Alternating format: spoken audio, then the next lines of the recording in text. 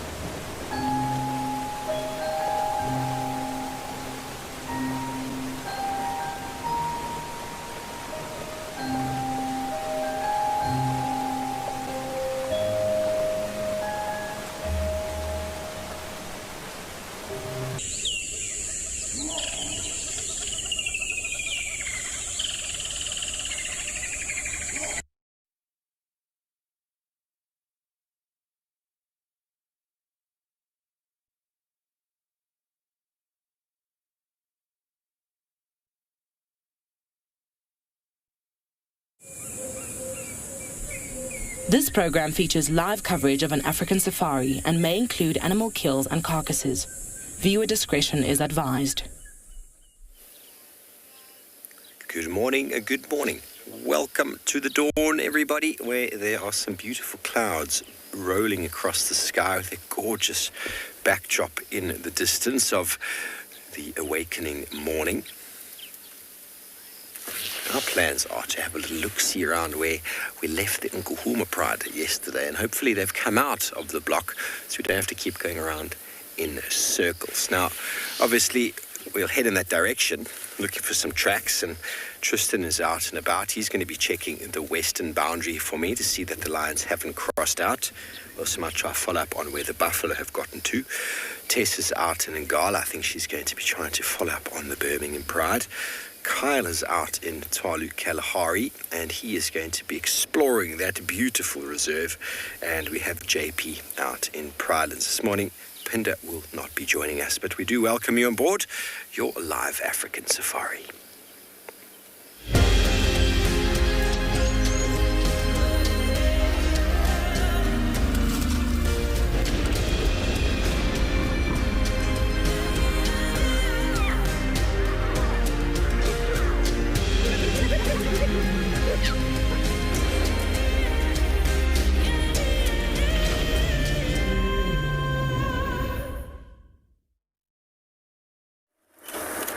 Good morning, everybody. Welcome to Djuma Private Game Reserve in the Sabi Sands. My name is Steve, joined by Mpo on camera. And as always, we're delighted and excited to have you with us on the Sunrise Safari on a wonderful Sunday. Now, we are going to be driving around, as I said before, seeing if we can pick up on of the Nkuhuma Pride from last night. It is a beautiful 23 degrees Celsius, 74 degrees Fahrenheit. And if you have any questions, please send them through to #WildEarth on Twitter. Throw them in on the YouTube chat stream using the all-important FC. And if you are under 18, get your parents or guardians to send through an email to kidsquestions@wildearth.tv. It's a wonderful time in the morning to check activity and movement. And we know that many of our animals move through this open area in the morning. And as we came out, the herd of impala was all scattered on the right-hand side there, which is often a very good indication that something has come through in the night or recently to scare the life out of them. Now, there are hyena tracks all over, as there always are. But there's a little bit of a wind generating, and it's coming from the sort of south and the east. So I'm almost certain the lions, if they move, will have moved south and east. What direction is that wind coming from? Quite east now at the moment. The finger test. The finger test. The cold side is the direction the wind's coming from. It's not a fail state. Lana's looking forward to some lions. Well, Lana, I'm looking forward to finding you some lions. I found them yesterday morning, but we weren't able to show them to you because, well, they were off-road. And I haven't seen the Nkuhuma Pride properly in some time. So, let's go see who's been up and about. And when it comes to being up and about, there's no better understanding of what's going on with the daily weather forecast.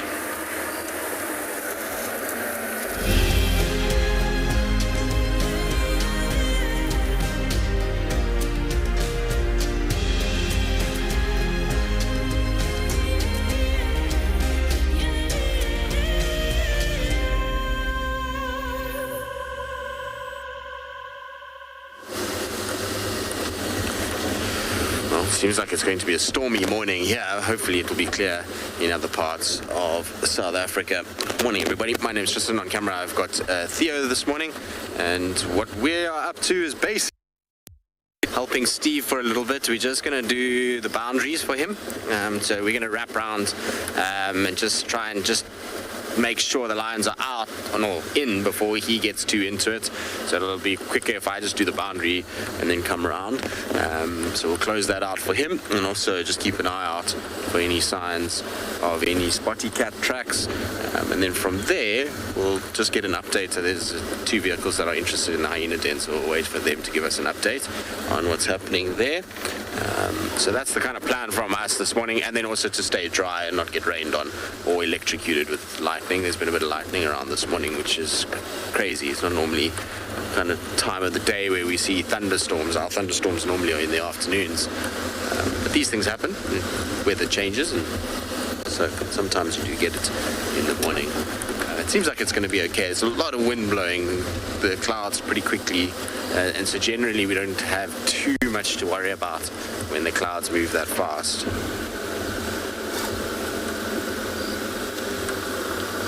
Paul, what are the odds of spotting wild dogs this morning? I mean, wild dogs is one of those things that the odds are never really with you, unless they're denning. So it's always possible, but not likely, if that makes sense.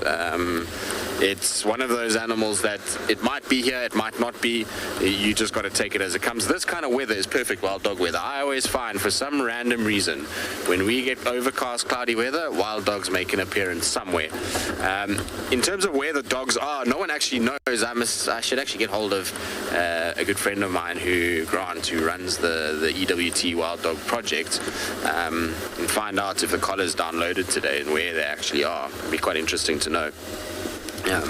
But the last time they were seen was going into Torchwood from in Koros. So they could be in the Kruger, they could be in Buffelshoek, they could be in Manyeleti. We certainly haven't seen any tracks of them coming through Djuma the last few days. So they must still be that side up there. No, that's hyena. For a second there I thought we had a female leopard track, but it's just hyenas going up and down. There's a sneaky hyena on Djuma that has 3 lobes on the one pad, so it looks just like a leopard track, and then you have to look at the toes. When you're driving, it's a lot more difficult to to kind of pick it up, but when you stop and actually look, then you see, oh wait, hang on, it's actually a hyena. Steve got a really nice photo of it the other day. These are all hyenas, but lots and lots of hyena activity here. Looks like at least 3 or 4 different individuals just going up and down. Wonder, maybe they know something we don't. So I want to just try and see where these buffalo went, because often we can find our cats following these buffalo. Daniel, only one active hyena den at Djuma. We don't see any others. The clan's got quite a big territory, and so Djuma's not big enough to house any other clans. I'm a bit surprised we don't see one on Buffelshoek or Torchwood. I thought maybe we'd get another clan there. There is a clan, I'm sure, that dens inside Kruger far, far, far to the east of Torchwood, because there's a little pan there called Green Pan, and often find hyenas lying there, and they are not the hyenas that we see. So I think there's a den that's on that side, but not in Torchwood itself. We also have on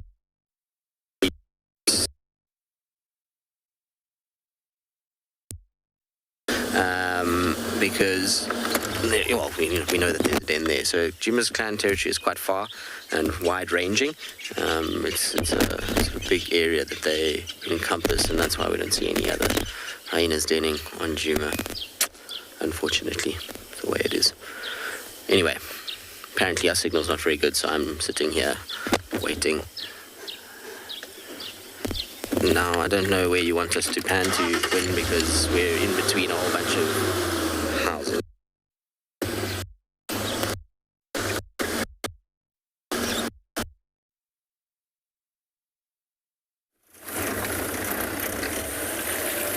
Well, thank you, Tristan.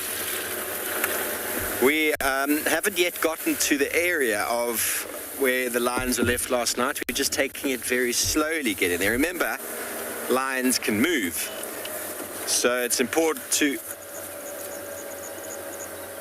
Oxpeckers don't normally indicate lions, but I can hear some oxpeckers. But these important little junctions have to just have a little scratch around, and the problem is the road is so hard now that tracks. Woo, we're going to be very lucky this morning if we find these tracks of these lions, but we're going to do our best. It's very unlikely that they're still in the same place like the Telematis were the other day. Very unlikely. But a couple little sandy patches like that, hopefully they walk on, because otherwise, goodness. See, you know that's going to work when a millipede, or as South Africans like to call them, shongololos, have moved across. When they leave a track, you know the lions will leave a track. Little muddy patches like that. The lions don't really like muddy patches, you see. Now, hyena tracks running from that way, which is a good sign. You know, they would have smelt lions and be like, whoa, run away. So little soft tracks in the sand. Forgive me for leaning out the car so much, but we really do want to find some fresh spoor. Okay, so some nice patches here of soft ground where the hyenas have walked. It's a good sign. They were just in the drainage line from where we are now.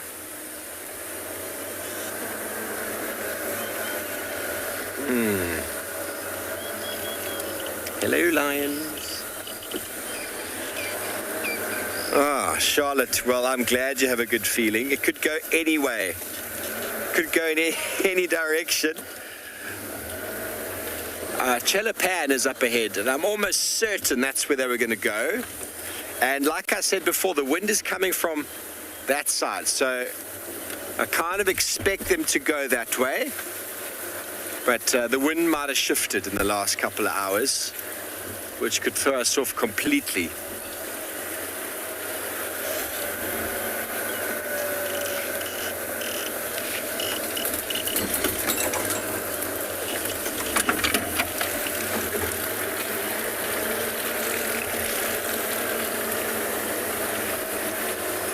Victor, yes it is, male and female. Even when they're young, the toes of the male are very wide. He's got a very wide foot, and those two front toes stand out very wide from the back of the pad, whereas the female is a little bit more narrow. Male's much wider. Take my thumb out of the picture, much wider like that, where the females are more narrow. A big male, much bigger than a female as well, but you do get some pretty large females. But if we find some tracks, I'll show you.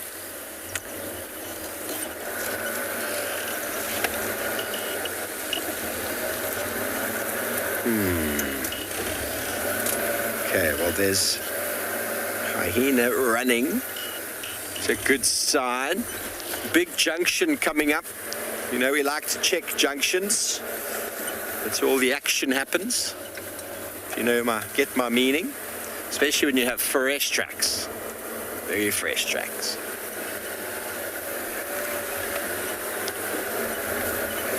So that's also a good thing why, with Tristan checking the boundary, he can make sure they haven't crossed out. And if they haven't crossed out, we can do, if I don't get a circle, or don't get tracks around this circle, then they're either still in or they've somehow gotten over that little circle that I've checked.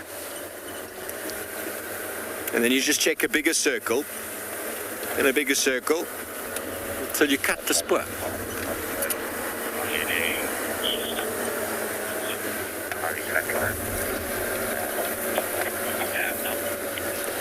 Sorry, Tristy, tracks of the herd. Yeah, I'm just checking if there's no guard tracks in here. The herd is mobile east on the road. Okay, copy, thank you. Still no tracks this side. So Tristan has found the tracks of the buffalo herd. They might have attracted. Yeah, I didn't see them all, but the tracks indicated a very big herd. Okay, so very delicate little spots. Now have a look at where I'm walking. Watch. This is my heavy foot. Do you see my track? Over there. Nothing. Now, if we don't leave tracks, everybody, you can imagine how the lions are when they walk very softly. So let's just check. There's a couple sandy patches. There's a hyena. Very soft and sandy over here. Nothing. Okay, nothing. Let's check this side. We're going to go around. I anticipated that direction, so sometimes the gut feeling can be so important. It's very soft here, so now if I step there, you'll be able to see my foot quite easily. Where the vehicles have driven here a few times.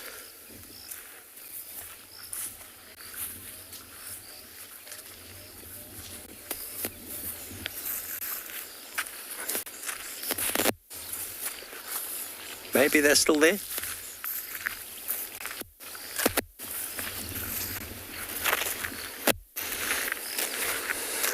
Okay, well, Tristan's on the northern boundary. He's been following the buffalo, or at least he's picked up on their spoor. I wonder if he's going to be able to track them down.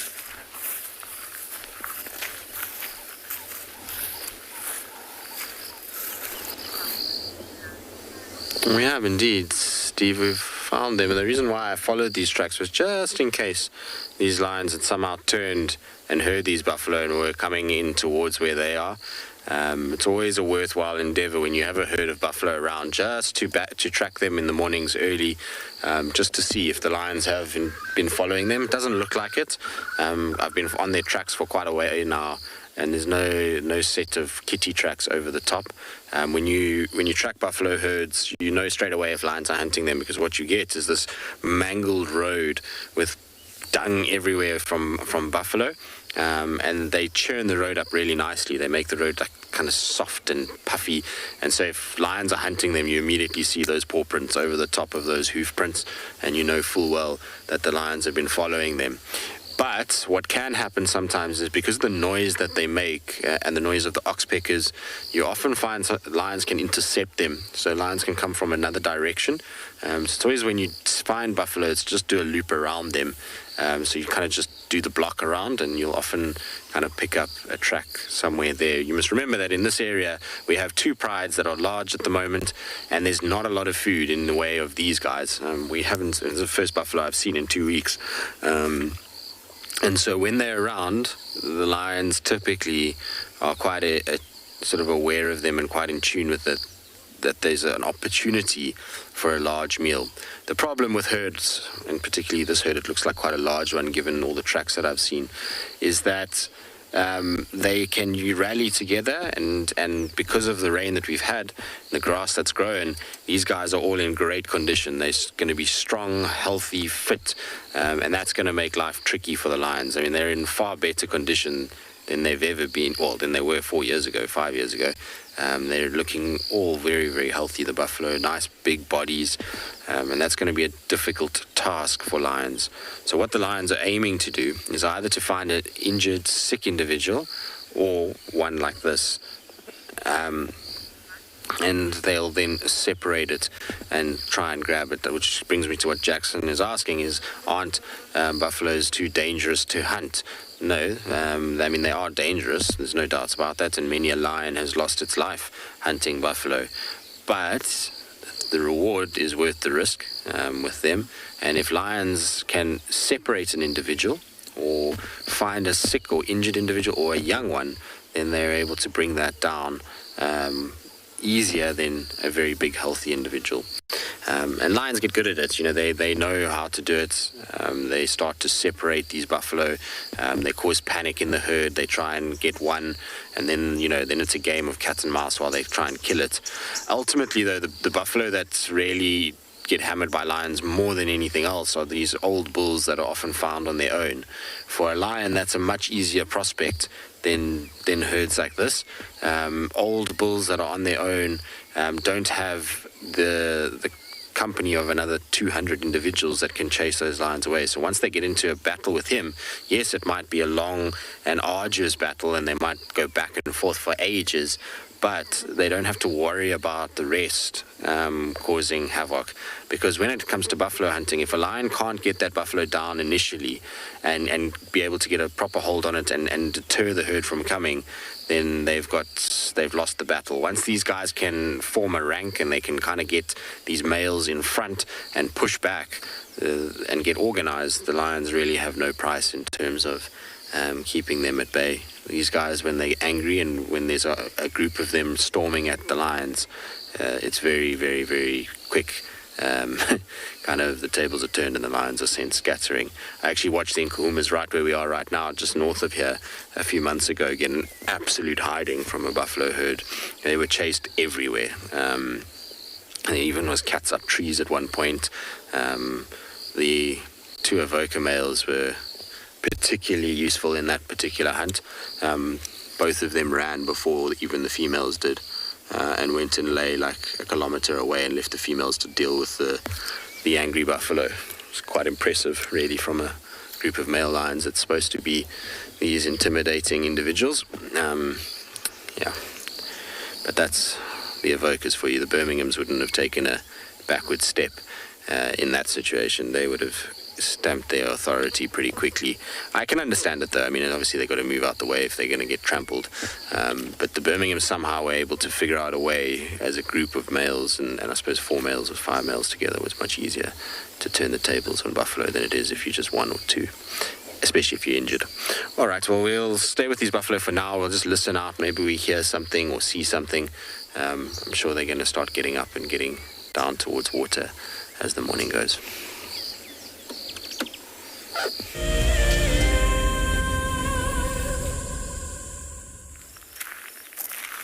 Thanks, Tristan. Just having a look to see if they haven't come up this way.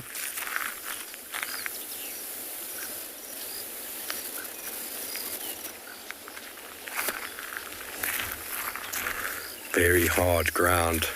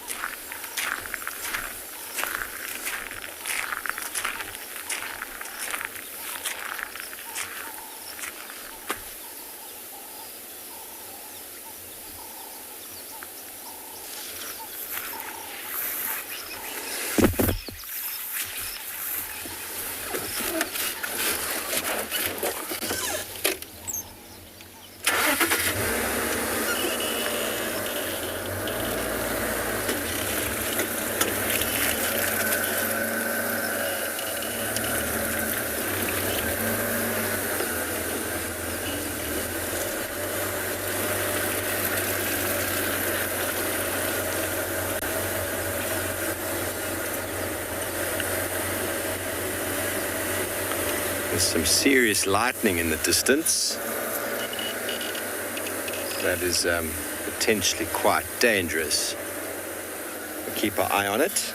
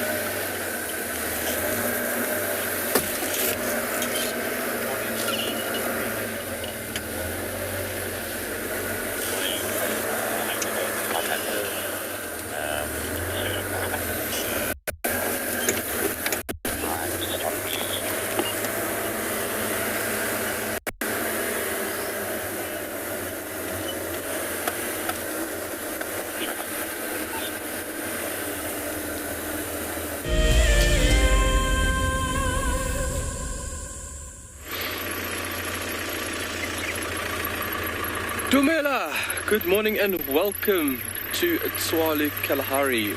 My name is Kyle and behind camera is Craig. And we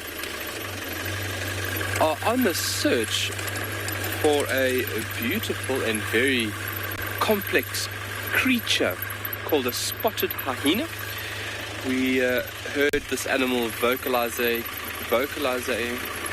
north of camp this morning. And we thought we would try and come and locate it before making our way down to the Makala group, the Makala meerkat group. The call of a hyena, especially a spotted hyena, is very distinctive. Typical whooping sound. And we heard it a few times while we were busy setting up this morning, so we thought, let's give it a shot. So what we've done is we've come north and we've used 2-3 blocks coming north. We've rushed up over here because there is a den site about 4 kilometers north of us. And if that animal was moving back to the den site, it would have moved in this general direction. So we've made a big loop across 2 or 3 blocks and we're utilizing the road plus our sense of hearing. So utilizing the road for any tracks left behind, but then also just keeping our senses tapped in. So if it calls, obviously that gives us a sure direction. And it's a very distinctive looking animal. It's got a sloped back. Oh, no. Got excited there. It's got a sloped back, very large head, very, very strong forequarters.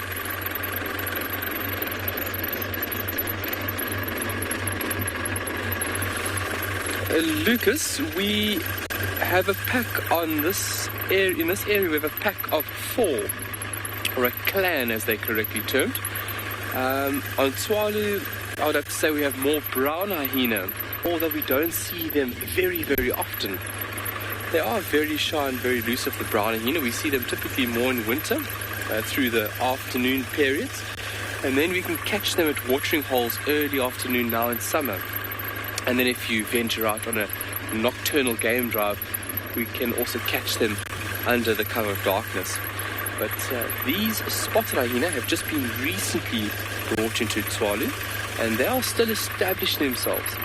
And I do not doubt in the next couple of months, or let's say a year or two, that clan will be much stronger. They have a very, very strong and very successful breeding strategy. Clan members obviously protect, and they've got a very devoted mother. So in the near future, I'm sure that we would have a very healthy population of spotted hyena. But right now, I would have to say we have more brown hyena than spotted. Oh, that's an oryx laying down. Oh my word. I was about to say, oh my gosh, we found it. There's an oryx just taking it easy. Oh, he is up.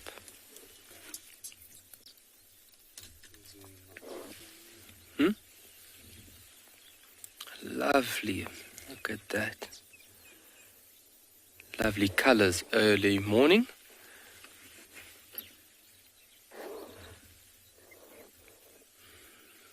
A very, very strong posture. You can see it's a male. As well as you can see the sociability, it's by itself. Oh, and he is going.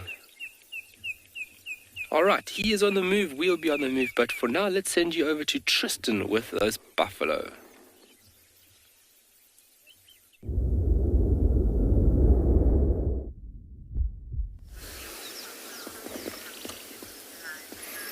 Still with our buffalo. It's a nice big herd. They're quite spread out, and a lot of them are lying down, so it's difficult for everyone to get an appreciation of how big the herd actually is. There's probably a good 300 buffalo here, which is a decent amount. I mean, they're spreading kind of across the entire fire break at the moment. A lot of them are lying down. What's nice to see is a number of big pregnant cows in this group. That'd be cool to get actually a live buffalo birth. I think Steve's gotten it once before. It happens quite regularly. If you follow buffalo herds enough and they're around enough, you can get to see it. I've seen it a few times through the years of buffalo giving birth. All you got to look for is there's actually a brand new one that's just been born. Well, it's standing already, but it's tiny, tiny, tiny. It's just in amongst those big buffalo. You can see it there. That's still very little. Cute though, isn't it? It's got massive ears. Even the horns haven't quite erupted nicely yet. So that would be only probably a few days old. I don't think that's been with us for that long. And you'll find that when we're talking just now about lions hunting, sometimes you'll find even leopards and hyenas will take advantage of buffalo, particularly when they are giving birth to young little inexperienced buffalo like that. If they can run in and grab that and injure it enough before the herd reacts, they can then kind of, score themselves a buffalo meal. But it's a dangerous thing to come into this herd and try and grab a little one. There was a male leopard that used to do it down in the southwest of the Sabi Sands called Kashan. We used to find him inside the buffalo herds, and he would go after these young little buffalo every now and then. And he got it right once or twice, but he also got himself into a pickle a few times as well, where he got chased up a tree. I suppose if you're a leopard, at least you can get up into the trees and not have to worry too much, whereas, things like hyenas don't have that luxury. But an efficient hyena clan really can do some severe damage to a buffalo herd. I mean, in the Mara, we had a clan of hyenas called the Happy Zebra Clan, which is my favorite name ever for a hyena clan. It's not like, I'm sure those hyenas were not very, the zebras were not very happy when their clan arrived, but it's made me laugh every time. But the Happy Zebra Clan, they worked out how to hunt buffalo, and they used to target even big cows. They weren't afraid of that, and they used to just do it by sheer weight of numbers and exhaustion. And so they'd chase these herds around, and they'd basically distract these bulls enough that some of the members of the clan could get in and start pecking at the backs of these buffalo, and eventually they would be able to grab them and bring them down.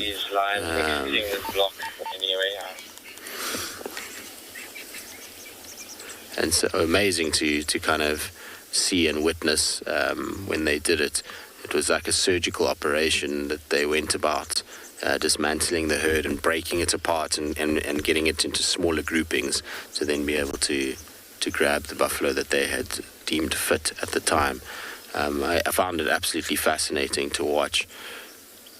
The lions couldn't even get it right at times, but those hyenas, the clans, they're also massive. We're talking clans that are 70, 80, 100 individuals, so it's very different to the clans here. Chloe, no, males and females do not have the same shaped horns. So there's actually a really nice example of them sitting down over here. You've got a male behind a female. So if you look at those horn structures, you see the males. In fact, is it a male? It might just be a female with a bit of... Anyway, in the front is definitely a female. She's got hairy tops to her horns. You see that? Quite underdeveloped, fairly thin, kind of weak-looking horns, if you want to call it that. And then if you look to the right of her, there's a bull there. Now you see his top of his head. There's a very heavy thickening of those horns. That's a young bull there that hasn't gotten big horns just yet. But you notice how there's no hair on top, and that boss is starting to develop. That's what that's called, that little piece on top. And if you actually look to the center there's a much older bull, and you can see how his horns have thickened up even more. He's become a lot bigger. And those horns, even towards the ear area, is much wider and thicker in the males. So a very different look to females and males. But the sort of middle part is where you can tell straight away. A big bull buffalo has these very thickened, hardened tops to their head, whereas cows typically is quite hairy and underdeveloped in that area. I haven't seen any really massive bulls yet in here in terms of horn size. There's lots of big-bodied bull buffalo in this group. There was one bull that I went past just now. He's an absolute tank. But I haven't seen any of those really super horned individuals. Sometimes you find these herds and you'll get these bulls with these monster kind of curling horns. They really are impressive and can be quite intimidating when they look like that. I also wanted to show you right in the back there, I don't know if we'll be able to get on camera, but there's an individual that's much skinnier than everybody else. So in that area there, you see that individual there. Look at the rib cage, the hips sticking out. You compare that to all the other buffalo, and that's an individual that is not doing well. So there may be some underlying cause for that individual to not be healthy. And that's what the lions are looking for in a herd like this, is that even though it's not going to be as much meat as a healthy individual, that one is not going to be able to fight nearly as much as a strong, healthy bull. I mean, if you look at the one in front, look at the roundness of the hips and the rump area, you see how much meat is on those rumps as opposed to the other one. So those are big, strong, kind of fit and healthy. There's a very pregnant cow that you're looking at the moment. Look how swollen her stomach is. Her teats are even starting to swell, so she's going to give birth soon. Whereas that other one that we saw just now is skinny and really undernourished. And so that's what lions are looking for, is these kind of individuals. They're looking for ones that have leg injuries, anything really that gives them a slight bit of an advantage is what they will take. And sometimes they'll even test the herd. So what you'll find is the lions will sit here and they'll watch these buffalo, and they'll watch and they'll watch and they'll watch, and then all of a sudden they see the buffalo kind of starting to move, and one lion will run in and cause a massive eruption. And then the other lions watch and they see, okay, which buffalo was lagging, which buffalo is running with difficulty, and then they start honing in from there. That's the really successful prides. That's how they'll kind of operate. They'll pick and choose exactly which ones they're trying to strike at, and then they use sheer amount of chaos from lions attacking at different angles to then try and break the herd up to get to that individual, because often those sick and injured individuals will try and be in the middle of the grouping, but if they can create enough panic and enough of a rush, those guys can't keep up with the rest and they start to fall back, and it becomes then easier for the lions. So it's a huge tactical thing, this. The buffalo also are in their own right doing the same things. As soon as the lions rush them, what you're finding is they're pushing all the injured individuals, all the little calves, females, they're going to try and center them, and all the bulls will come to the front. So you'll find that every single bull will come towards the lions, and they form this kind of line, and from there it's just this massive push forward, and they try and drive the lions backwards all the time. So they too have their own little tactics that they use, and that's why watching lions and buffalo has become this massive thing that everybody wants to see in life. because of the tactical nature of it, coupled with the intensity of the hunt when you're seeing these animals going at each other, the noise that buffalo make, the stampeding that happens, and how the ground vibrates. It is an insane thing to witness, the actual kind of chasing part. If lions get a buffalo, though, that then becomes very difficult to watch. I've had a number of guests that have always said, I want to watch lions and buffalo hunts, and when they actually experience it, I don't think I've ever had a guest walk away from it going, that was epic, I want to see it all the time. It is traumatic, to say the least. These animals fight for their life. They scream, they bellow. The lions are eating them while they're still alive at times. I remember a bull buffalo that fought with lions for over 3 hours, and he was completely disemboweled before he died. They literally had lions climbing in the back part of him, and he was still grunting and bellowing. So it is a very, very, very difficult thing to watch. Amazing to see the initial part of the hunt, but the ending is pretty kind of gruesome at times. Dolly, yes, most definitely they can smell us. More than smell us, they can see us and hear us. A car is not a quiet thing when it approaches a herd. They are very in tune with their environment, and if you look at a buffalo and its head, this is always an easy thing to tell what the animal relies on heavily is by looking at the sensory organs and the size of those sensory organs on a head of an animal. So if you look, massive big noses with huge nostrils, so they're pulling in a lot of scent. You're going to find every now and then when the wind blows from me to them, which it is, that you're going to see them lift their heads slightly, and they're going to just give it a little sniff, little test of the air just to see what I am. So they rely heavily on that. Then look at the ears, big ears as well, that channel forward and will constantly listen to what we're doing. And then their eyes are not as big as the others, so their eyesight is good, but it's not their primary kind of relying scent. They use that once they have kind of sniffed the air and they know something's around, then they scan a lot more with their eyes, and then they pick up movement, and that's how they go. But sometimes you can see their eyes aren't that great. When I've had lions kind of walk right up to buffalo and the wind is the right direction, and they kind of lie down and the buffalo stare right at them and don't realize it's a lion until the lion moves, and then they pick up the movement with the eyes. But their hearing and their sense of smell is what keeps them out of trouble a lot of the time. You will find a lot of these guys are going to have their noses to the wind regularly.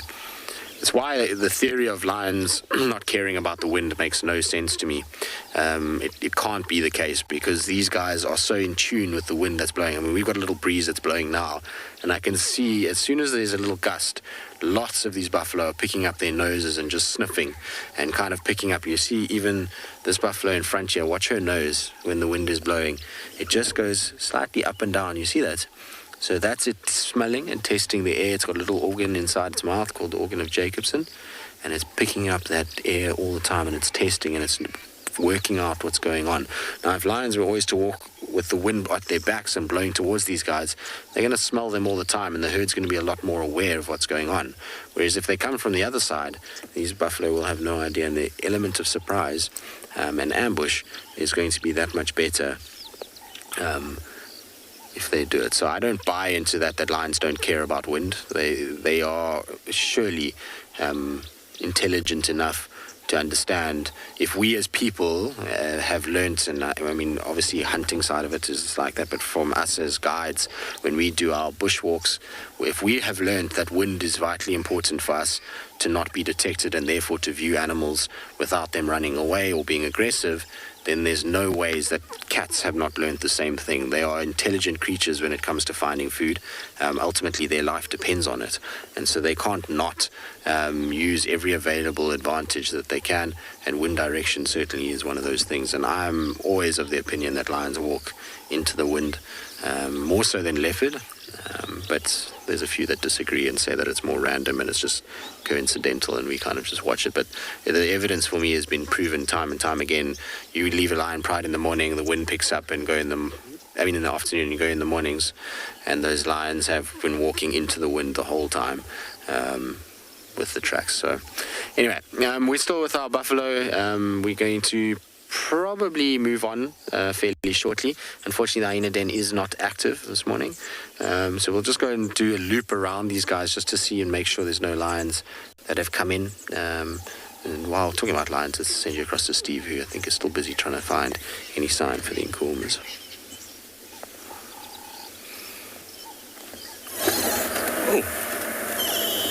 Welcome back, everybody. Well, no sign of them coming out of that block.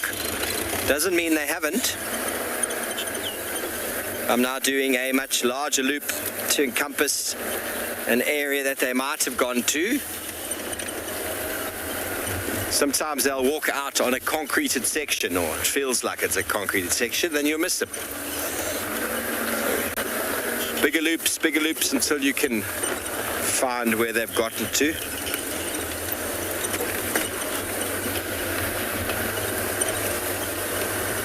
They're not a tree house.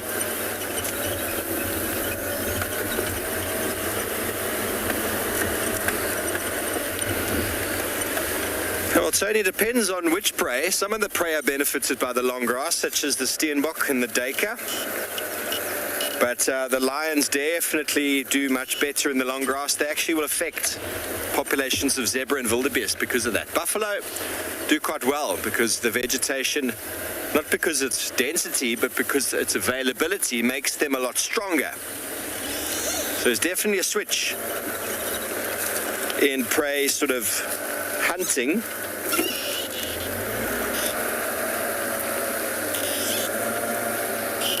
Between those animals.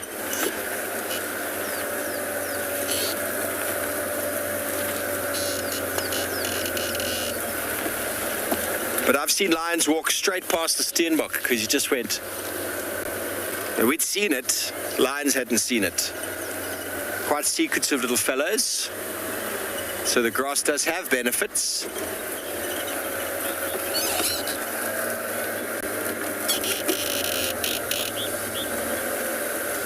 Tracks of a young male leopard heading towards Treehouse.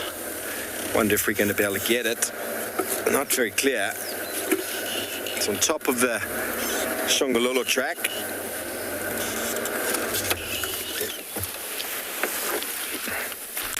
Now you might sometimes be unsure of how... Yeah, that's actually a female. You see it. There's the toes, 1, 2, 3, and 4. And there's the back pad there. And the Shongololo has walked on top of it, the millipede. It's on top of the Shongololo track.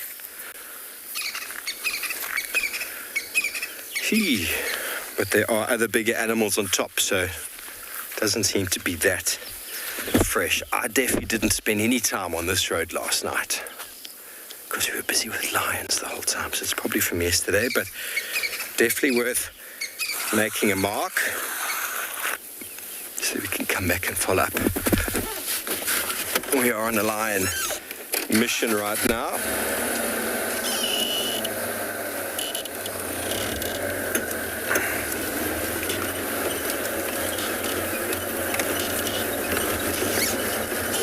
If they look any fresher in a minute, I'll definitely change my plans. Scotty Shongololo is a millipede. I think I mentioned it about 20 minutes ago when I said millipede, and in South Africa we call it a Shongololo. The locals call it a Congoloti. So I'll try to find you one. They are quite abundant after the rains, but they're very shy the last couple of days.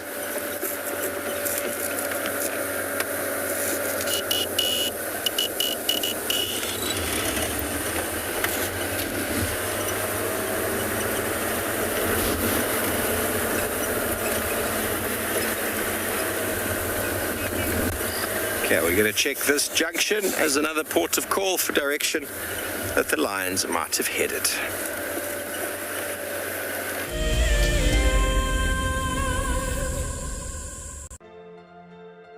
The croc is still holding another one there. It's holding from the hindquarters. I would really want The wildebeest cross, is it trying? The croc is holding the tail. It's holding tight. Oh no. Goodness me.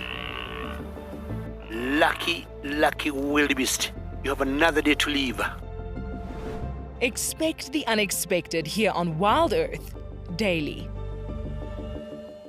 If you love to watch Wild Earth, then we are inviting you to join our Explorers program. For a monthly subscription, you will have the opportunity to win fantastic Wild Earth expeditions. Join our guides for a chat around the fire, receive weekly highlights from our shows, and much more. All the money will go to keeping these live safaris on air, which in turn allows us to escape into nature every single day. Our first Wild Earth Explorers competition has closed, and we have a winner. Congratulations to Chantal Sleep from Benoni in South Africa. I felt totally overwhelmed for winning this prize. I will be taking my son with me, and I can't wait to share this experience with him. Chantal and her son have won a behind-the-scenes Wild Earth experience at the magnificent and beyond Ngala tented safari camp. The prize includes a 3-night stay and a chance to sleep out in the unique Ngala treehouse. I would like to thank Wild Earth for making this dream come true, and I encourage everybody to subscribe, to become an explorer, and stand the chance to win these amazing prizes, and so much more. For this month, we have a brand new prize. You could be jetting off to Tswalu in the Kalahari for a 3-night stay at the luxurious Motsi Lodge. Open to all Wild Earth explorers who have signed up before the end of January 2021. Terms and conditions apply. Hi, I'm Kyle, and I come to you live every day here from Tswalu Kalahari in South Africa. My favorite bird has to be the social weaver. The enormous nest that they create, their survival tactics to inhabit these harsh and unforgiving environments, and as well as their complex social arrangements, is truly remarkable. And the interconnectedness with the ecosystem shows us that we are too. Catch up with the guides daily here on Wild Earth.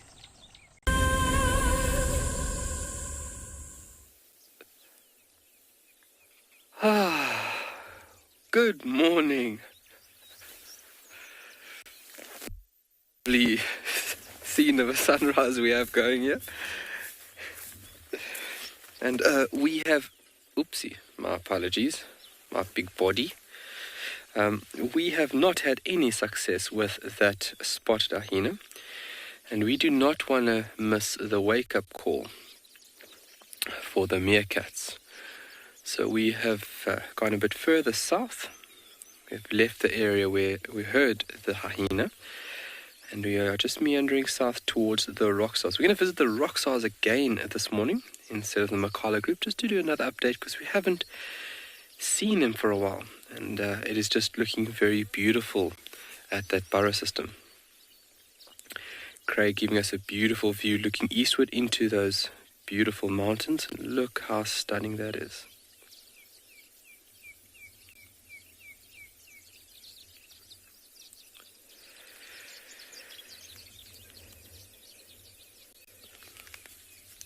So, Miley, they're very clever little animals. Depending on the time of the year, their wake-up time will actually change. Now, it is at about 6:30, maybe 6:45, depending on the conditions. So if it is very cool, if it's an overcast day and very windy, their wake-up time will be pushed back a bit later. So typically we're looking at about 6:20 to about 6:40 in summer. And then in winter, when it's very, very chilly, when the sun decides to rise a bit later, they only emerge at about 7:30, maybe 7:45 in the winter. And that's very clever from an animal it's very clever from an animal that it changes its activity depending on the time of the year. So utilizing the more favorable periods of the year. And that is very clever. I find that fascinating. Same as aardvark and pangolin. Like I've mentioned before, the best period to view those animals in Tswalu is winter. If you want to see a pangolin, it is winter you want to be here. There's chances you can see it in summer, but then it will be under the cover of darkness. as in where in winter we can walk and track the animal, and it is an amazing activity. So it's remarkable, an animal changing its behavior depending on the year, the time of the year, and then obviously best suiting it. Because winter mornings are very chilly here. Lovely scene, sure.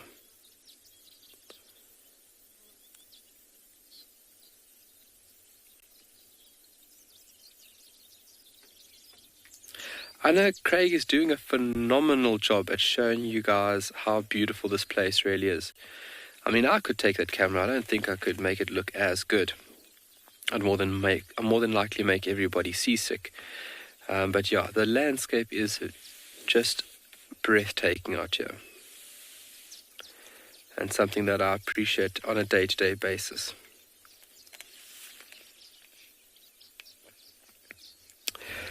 Alrighty. Okay, I think on we go. Let us meet Yanda further down south. We do not want to miss our little rockstar group. So south is where we're going. We're going to hit a junction and then we're going south-southwest. Obviously keeping the sun on our left-hand shoulder, then we know we're going south.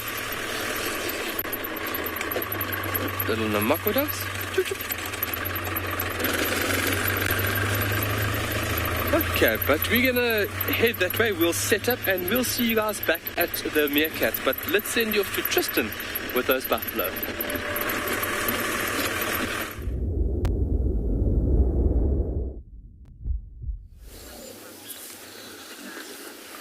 Here we are with the buffalo at the moment. You can see they're very restless and upset now.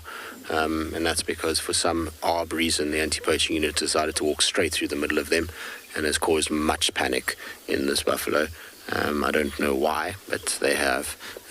It's quite simple to go around them, but apparently not.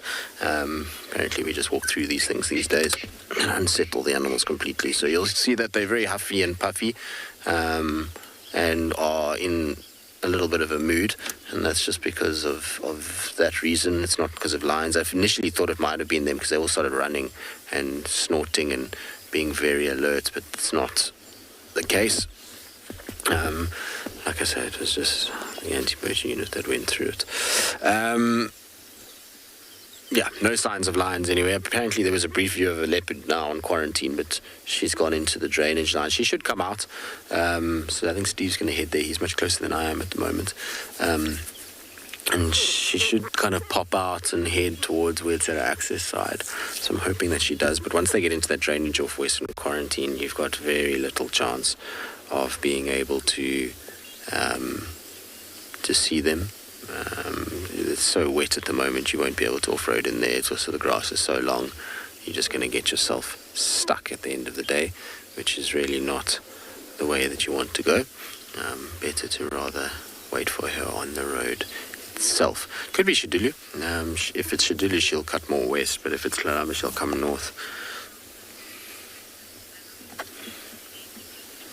Not often. We typically, the animals that are in this particular reserve have become fairly used to, cars, even people on foot to a degree because of the amount of tracking that's taking place, the anti-poaching units that are roaming around. So the animals here have become a little bit more desensitized to people in that they're seeing that people are not being that aggressive to them. And that means that they themselves have really started to calm down and are not as much of a there's not as much aggression shown to people. But every now and then you'll get an animal on a bad day. You never know, maybe they've had a little fight with somebody. So like an elephant bull that's potentially been fighting with another one, maybe he's got a little injury, can be cantankerous. The odd buffalo bull that's on its own. Random animals that also come in from the Kruger that don't know the vehicles that well, are not used to being followed off-road in some cases. Those kinds of things will start to kind of come in every now and then, but it's really not often. Most animals out here, if you are aware of their signs when they're upset and you're willing to be patient and position yourself at a fair distance away from them and not kind of harass them, then animals are actually fairly tolerant. They are a lot more tolerant than people give them credit for, and probably a lot more tolerant than we as people are. Imagine somebody coming up to you every day and following you around. You would get pretty bleak pretty quickly. And these guys are for the most part fine. The herd, like I say, is a little bit unsettled at the moment because of what just happened, but they'll settle down again. Everybody will start to lie down. They're just making sure that the threat is gone. There's still more buffalo behind us, so this is not the whole herd that you're seeing at the moment, and you can see it's quite deep into the bush. And they'll all come together again and lie down. And it's this weather, you find buffalo are not very active in this weather. They like to just kind of sit and wait it out. There's a bit of lightning and thunder and a drop of rain that's falling. So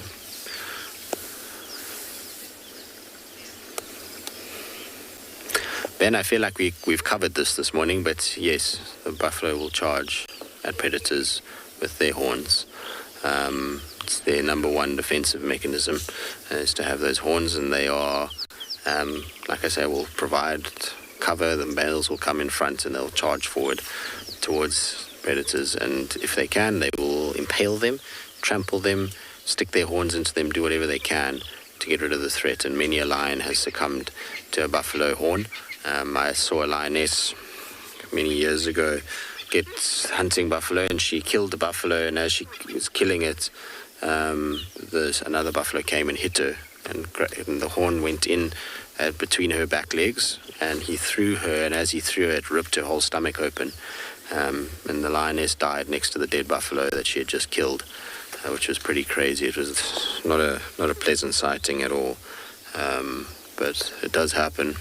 There was actually I think a video a few weeks ago of a lioness getting caught in a herd of buffalo, and I mean, by the time they finished with her, she literally was not recognizable as a lion anymore. Completely, all the bones were broken, everything, and was completely dead. So they will use horns as much as they possibly can to defend themselves. Like I say, they'll trample, they'll do whatever needs be to survive and to make their point known. And that's why buffalo are considered very dangerous to people. You come across a buffalo, and if it loses its temper with you, which is not that difficult in herds like this, much safer to walk into buffalo. These guys know that they're in big numbers. They typically aren't nearly as aggressive as a bull on his own.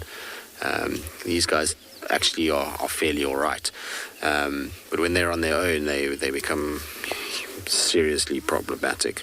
And they're the animal that I'm probably the most nervous of because of just how unpredictable they can be. Ellies, for the most part, they have pretty clear warning signs when you're irritating them or you're in their space, as do most of the cats.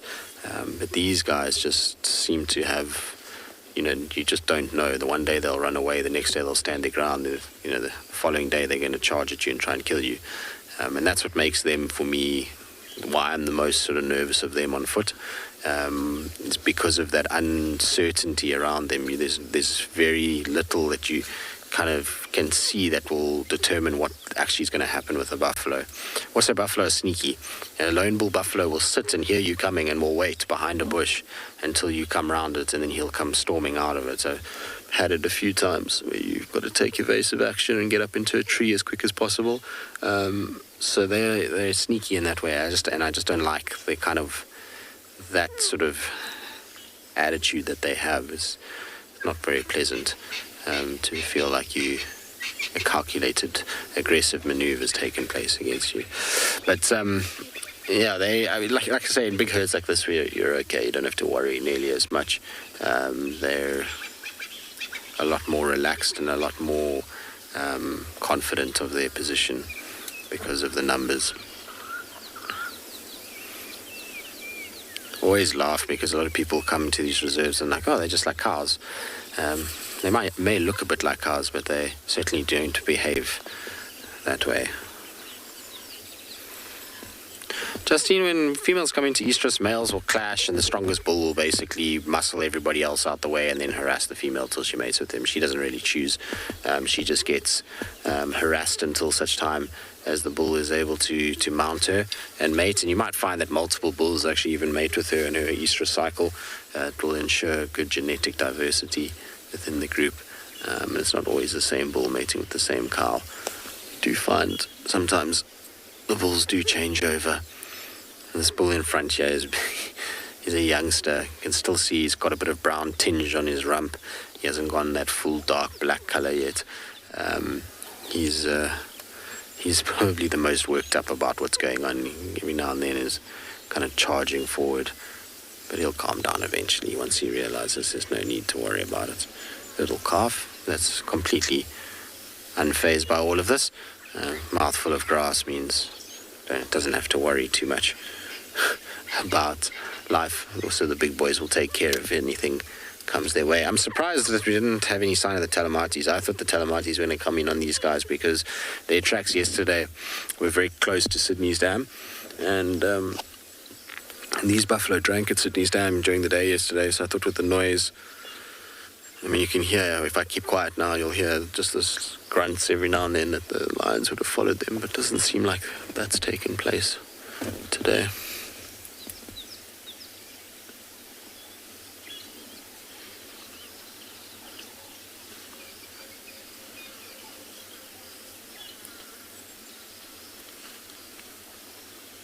You can hear there's lots of bushes moving, and curly herds can get massive. The largest herd I've personally ever seen was here in the Sabi Sands. I saw a herd that was over 1,000 together, which is massive. So yeah, they're limited really by food availability and water availability. So when you find that a big herd like that walks through an area, because of their size, what they're not eating, they're typically trampling. And that means that, you know, they exhaust their resource pretty quickly. Also, 1,000 animals drinking from water holes reduces those water hole capacities pretty quickly. So you find that these guys, you know, constantly on the move. And when we had these drought periods recently, that really sort of hammered the buffalo herds. The herds split up into very small groupings. Lots of them died. And so, you know, we haven't quite recovered back to our normal buffalo parameters, if you want to call it that. It seems like we're getting there slowly, and herds like this are becoming more frequent. But what we don't have, and why the numbers of buffalo feel so bad, is that, you know, I remember we used to have buffalo bulls all the time. There was always a buffalo bull somewhere within the traverse. You could find one. You might not have these herds for, you know, weeks on end, but you would have herds passing through, and there would always be some bulls around and some kind of bachelors hanging in the area. And we don't see that anymore. If we don't have a herd, we typically just don't see buffalo.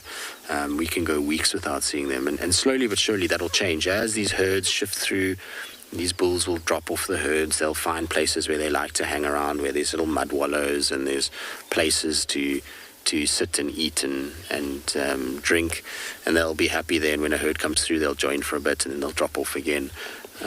So, you know, that will start taking place, and slowly but surely as the numbers increase, I mean, you can see lots of little calves here that will do well this year because of the grass cover, because of the amount of food that they're getting. And then you'll find that the herds will grow, and slowly we'll start to see fragmenting and little bulls kind of dropping off in places, and the buffalo numbers will feel that much better again. All right, I'm going to leave these guys now. We'll let them kind of mellow out and chill. And go and just bumble about and see if we can't find any signs of anything in the area. So in the meantime, let's send you across to Steve.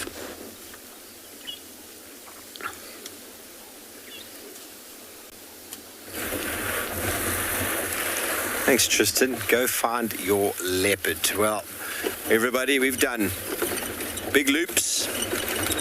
This is my final attempt around this block. And then we're going to move on to something else.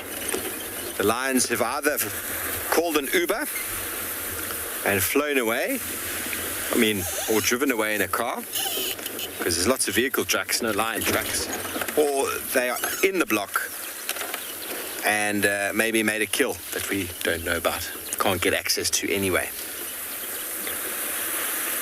One last attempt. They static place on the road.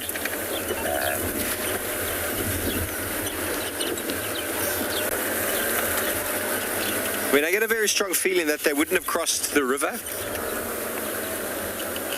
They wouldn't have crossed to the west, to the east. If they did, it would have been over a low area.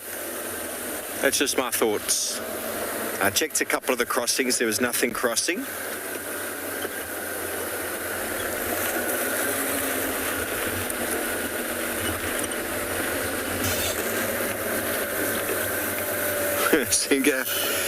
We get normally 2, sometimes 3 different prides in this area. But in the Sabi Sands, my memory doesn't serve me correctly. I'll have to look up how many there are in the Sabi Sands. But in the Kruger, there's plenty. Plenty of lions. Plenty of lions moving around. But there's definitely more leopards in the Sabi Sands than there are lions, which is fascinating. A lot of that's got to do with the habitat and the food availability and what they feed on. As Tristan says, the buffalo aren't always here. And there's not an enormous amount of giraffe in this area. And so prides are limited then to their size, depending on the food they can catch. There's only so many zebra, wildebeest around as well. And impala, which is in abundance, is more of a selected food for the smaller predators, namely wild dog and leopard.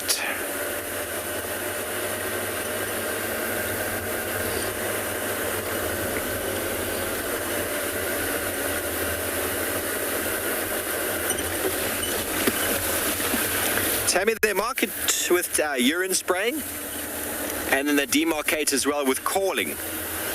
So lion's roar is exactly that. It's a territorial announcement, and it's an immediate, almost the same as leopard.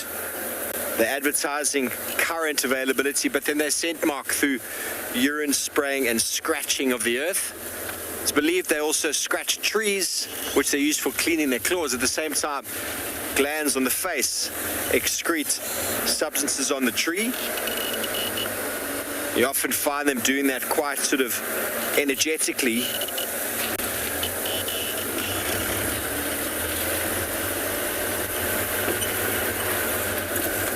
And as with other predators of their kind, it's all about smell. So when it rains, they have to re-demarcate. That's probably why the Talamati pride find themselves so conveniently in the middle of Juma, and why the Nkuhumas decided it was time to come back. After rain, it's a time to come back and reclaim what was yours. Okay, well, we're not having any luck. We're going to give up on these lions today. We're going to go and have a look at Twin Dams itself and see if maybe I didn't miss anything. I mean, should I say Gowrie Witela Dam? We'll take it from there. We might head north. Talamati pride sometimes is a few steps behind the herd of buffalo, so maybe they are on their way. Chatting to Michelle, the lodge manager, yesterday, and he said the Manileti guys were upset because the Talamatis went their side, then came back.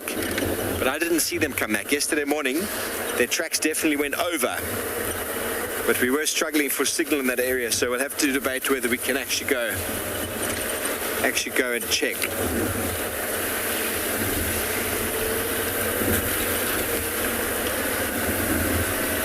Kendra, I find lion easier just because there's more of them.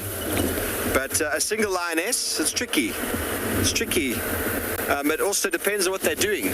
Their behavior is very important. If they're just moving, they're just marking territory, it's pretty easy.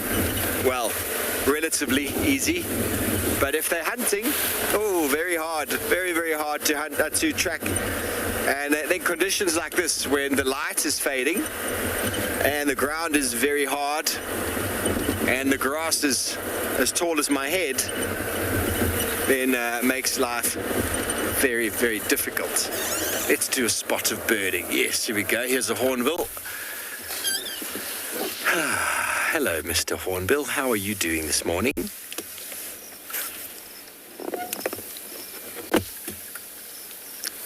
He was enjoying sifting through some elephant dung a moment before. There are lots of elephants around, everybody. And a tree like the one the hornbill's standing on was very likely damaged at one point. Oopsie. By an elephant. There we go. He's on another dead tree that was invariably damaged by an elephant and creates incredible habitat trees. Hornbills nest in dead trees, cavities, as do barbets, woodpeckers. I can hear a crested barbet calling. I can also hear a Birchall starling calling. So a number of birds rely on habitat trees for breeding. And whenever we talk about habitat, it's important to list a few characteristics or categories of what defines an animal's habitat. There's the area that they eat, sleep, and breed in. So if we had to physically go out and harvest all these dead trees and use them for dead wood and for firewood, we would be removing an important habitat from a breeding point of view for many, many, many birds, for squirrels, monitor lizards, breeding sites for many, many insects. So by removing dead trees, we're essentially removing habitat, which will lead to loss of species diversity. We've still got him there. It's just behind the bush. Let's give you another view.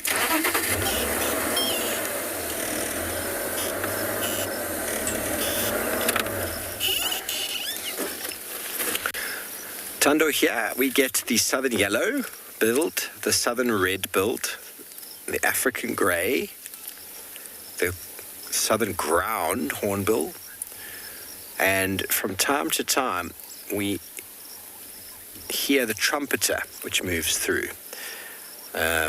Because of habitat, the trumpeter hornbill, like the crowned hornbill, which potentially we could also get through here, but I feel like they don't have the habitat for them. They move through.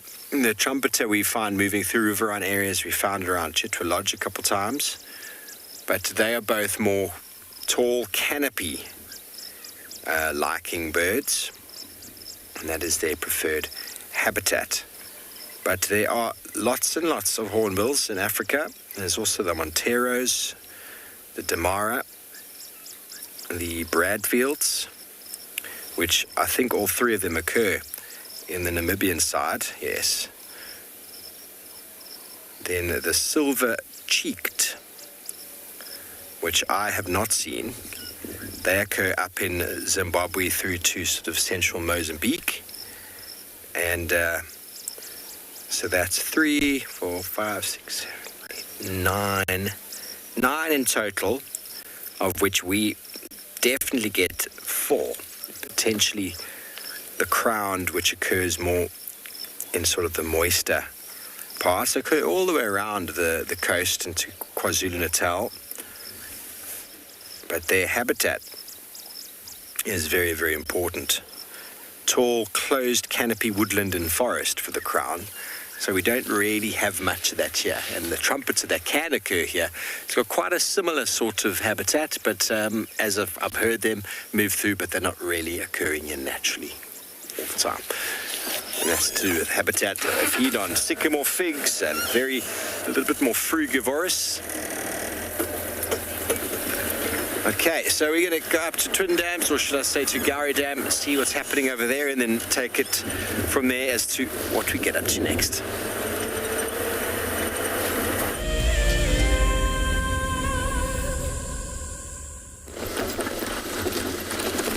I think Steve and I are both staying fairly local because it feels like rain is imminent. There's a few drops that are falling. You can see on my dashboard here, there's going to be the odd drop. So I don't think we're going to have a dry morning for much longer, and don't want to be caught very far away. We don't have our roofs on this morning because it was actually this most beautiful sunrise. The way the clouds were moving, it looked like it was taking the rain away from us, or the storm that was kind of around in the morning, but it seems to have circled back and come out, which isn't ideal. It wasn't really forecast for too much rain today. It was supposed to be tomorrow, but maybe it's arrived a little bit early.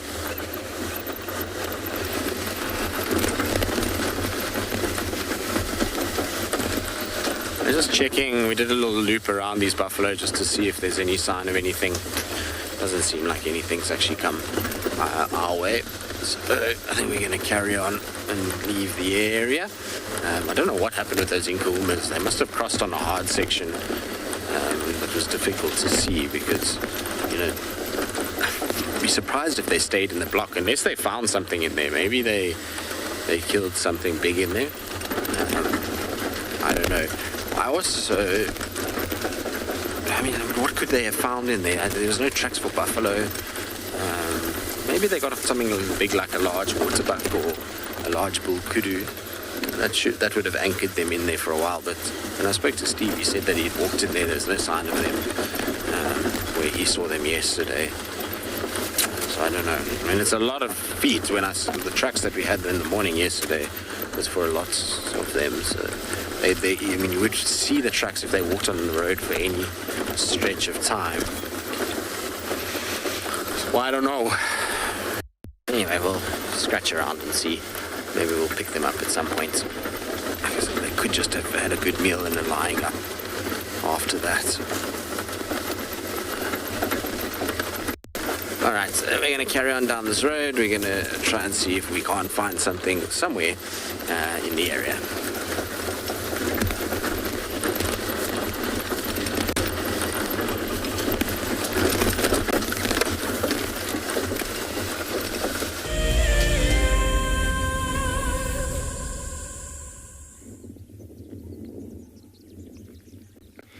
Well, good morning from the rock stars to everybody around the world. They are up and about. There's only 4 individuals out. I think the rest are still sleeping. So typically the last that would have gone down into the burrow last night would be the first to emerge this morning. Oopsie.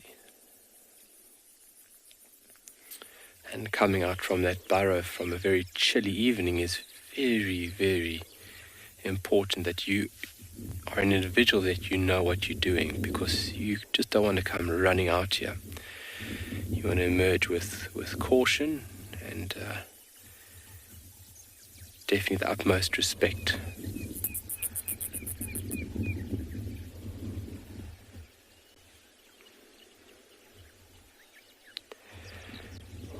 See the large one standing upright on the right hand side, that's the pregnant female.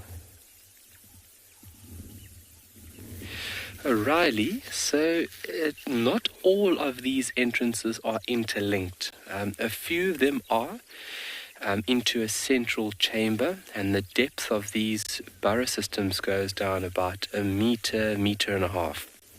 We have actually done work on these burrows to see the extensive interlinked network that these little animals create underground.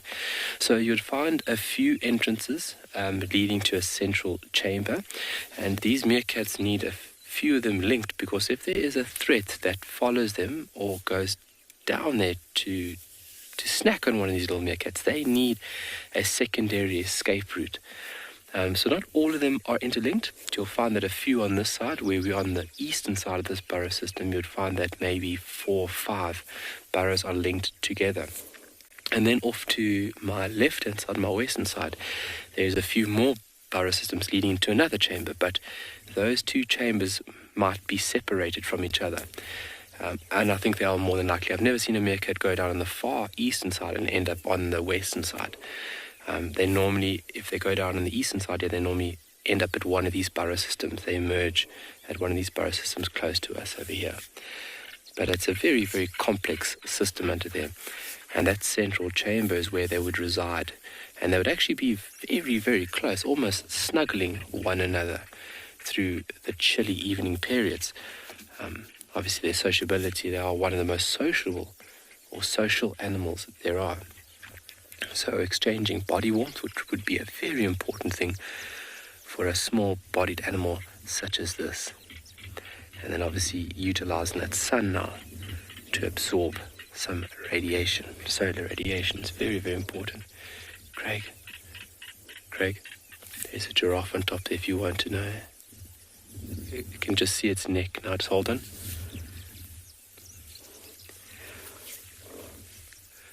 Justin, these meerkat burrows go down into the earth about 1 meter to about 1.5 meters. It doesn't sound very deep, but it doesn't need to be very deep.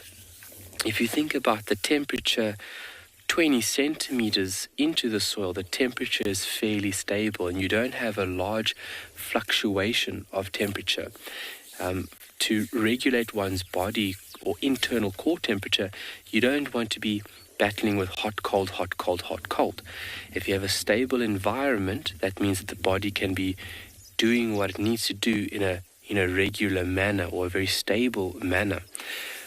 So the meter and a half, these meerkats don't need to go deeper. And it is a suitable environment for them to reside at night time. But still, that is remarkable ability, 1.5 meters under the ground. Just keep digging, just keep digging. Just think about like Nemo. Instead of just keep swimming, just keep digging. That's what they do. They obviously exhibit a very, very strong digging behavior. You see it there? So 1.5 meters under the ground, Justin, that is enough for them to seek shelter. And then within their territory, they'll have multiple burrow systems such as this. Craig's going to give us a view of a giraffe in the... Where is he gone? He's hiding. We've got a giraffe on this dune that is due west of us. You got him, Craig? He's hiding. He heard that the camera was coming towards him and I think he dropped. It's just really nice to see a giraffe from that distance, because from that distance you can see, oh, there's his head. Got him. You can see how small that animal really looks. And a great question was asked yesterday. I actually didn't finish it off correctly. Whereas in these animals at about 3 years, the males will break off in bachelorhood, and the females, I've totally forgot about the ladies, they tend to stay in these natal groups. But very nice to see how small that animal is and the distance that we deal with here. On Tswalu. What is that?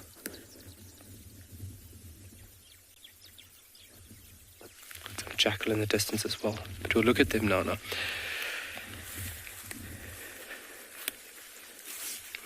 But we're going to enjoy the sunrise with these lovely meerkats. But for now, let's send you over to Steve, and he's got some impala.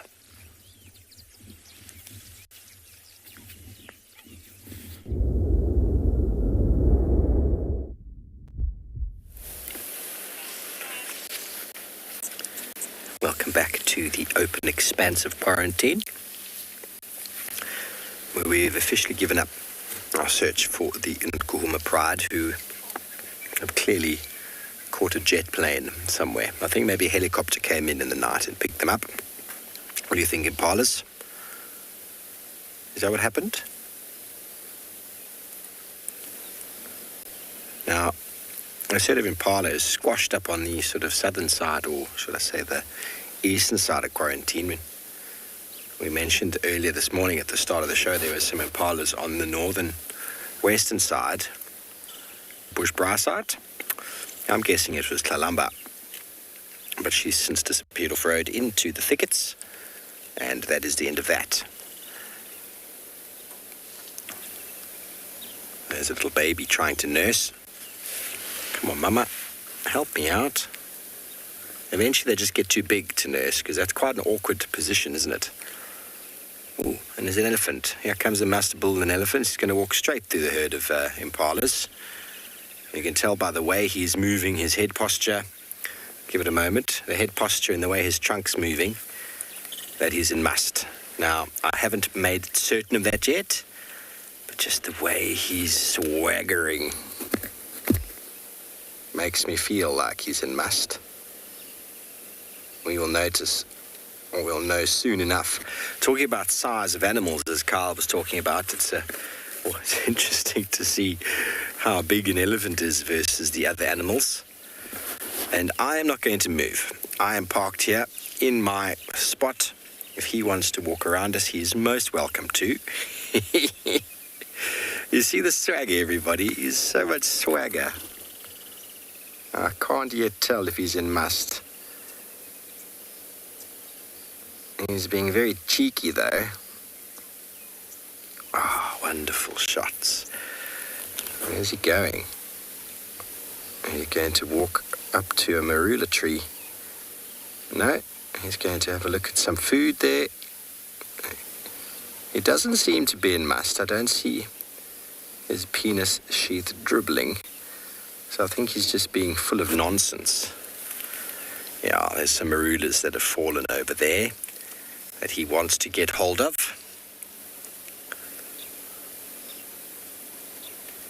I mean, impalas are not too concerned. They've never been caught or eaten by an elephant. They just have to move sometimes out the way. And that's okay for them.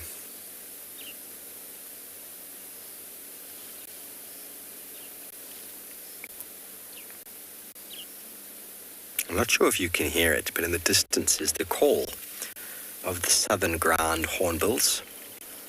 Tristan and I went for lunch in Bufusuk the other day with some of the landowners for Milkberry. And Tristan was telling me, because we found a group of 3 along the way, and he said that he heard that they're breeding at the moment. It's very likely southern ground hornbill, very slow breeders. Now, you probably can't hear the call, so have a listen to my hat.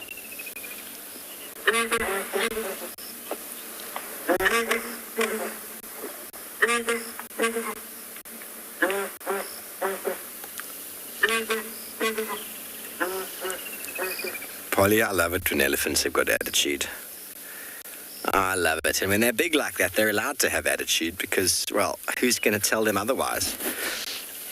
I like it when they behave like that with me as well, because when they come closer, you can talk to them like you would to a child or a human being who's behaving a little bit badly. You could just be like, why are you behaving like that? And they respond very well. They respond like, I'm not behaving in any sort of way. How dare you assume I was behaving in any sort of way?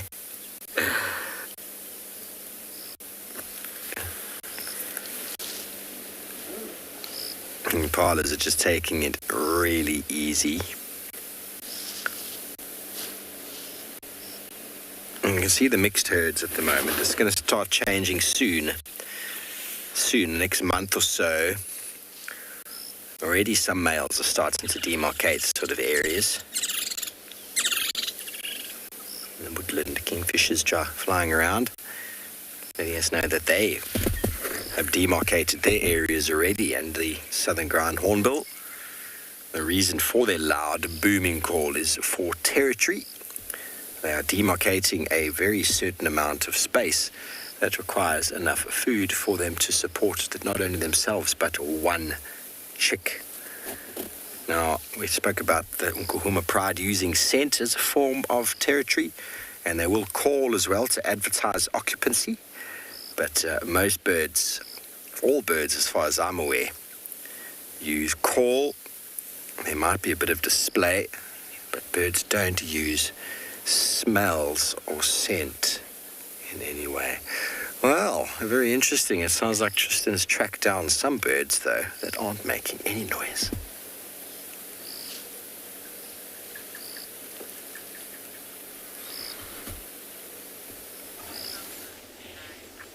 And it is amazing that we managed to find them. Hopefully they don't fly down now and disappear.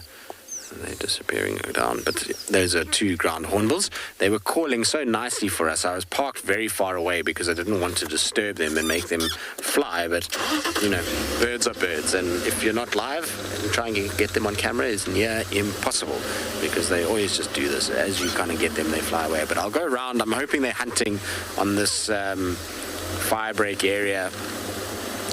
Maybe they'll be kind of trying to find some food in this area, and they'll be walking around and grabbing all the insects, and I'm sure there'll be a odd tortoise that is around. with weather like we've got right now. Also have tracks for a big male leopard in this area. They have gone north towards Buffelshoek. I haven't followed them too much yet because I was a bit concerned about the weather. It was starting to rain a little bit. You can probably see a few little spots on my dashboard here.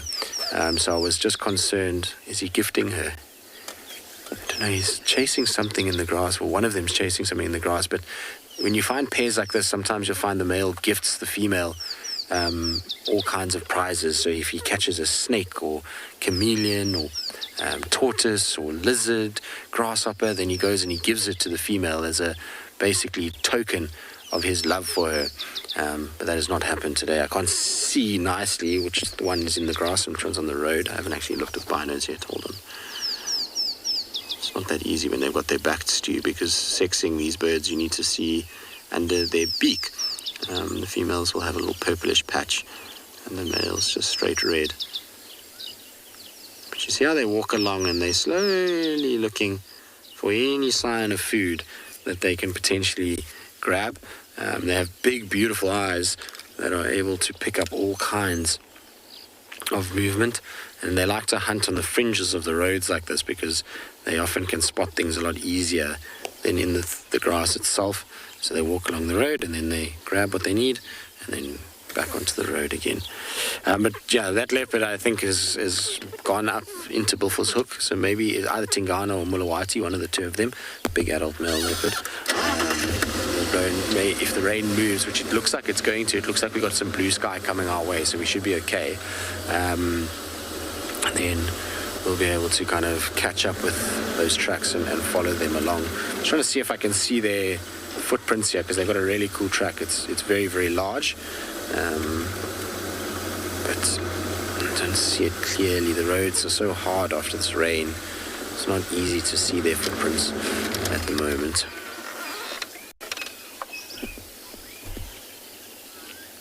The southern ground hornbill populations are not good. Their numbers have declined heavily across much of their range. They now in the Kruger system, they're doing okay. There's a lot of monitoring that's taking place, and there's a whole project because of the numbers declining and the way that their nesting works. So these guys will nest in these hollowed out trees most of the time. And so there's been a massive reduction in trees big enough to house these guys. These are big birds outside of natural areas. So there's been big projects to set up nesting boxes for them that they can find a suitable habitat to nest in.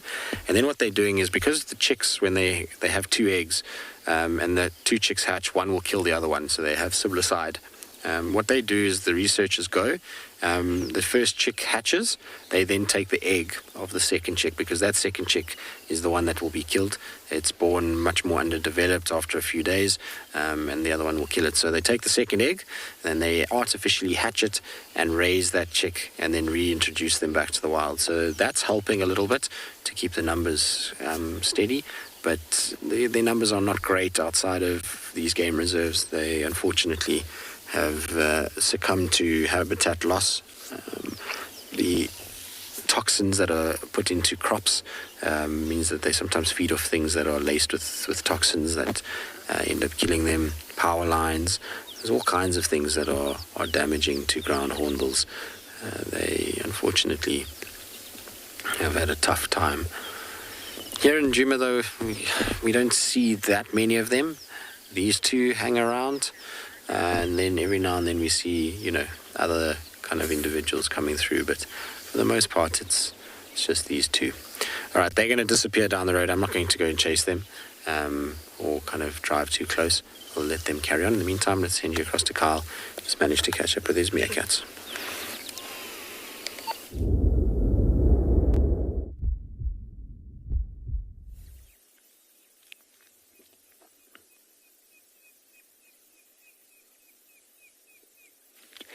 Yes. Good morning. Everybody has decided to come out.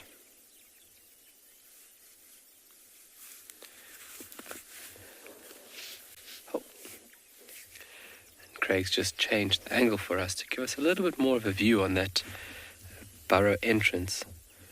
And I mean, that is not a small amount of soil that meerkat is now sitting on. And that is a heap of soil.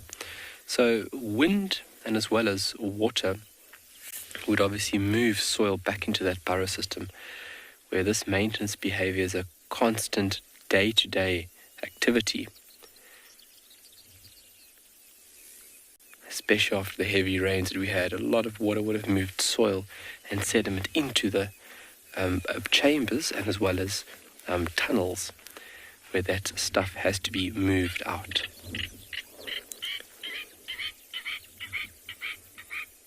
Northern black cordon shouting in the distance. Well, Ruth, standing watch is a behavior that is displayed throughout the day. Typically, it's a male that takes over that role, and you would find that he would be in that role for a couple of hours. That could vary, and then he would have an individual, one of his clan members, that would relieve him. So obviously, you are sharing this duty.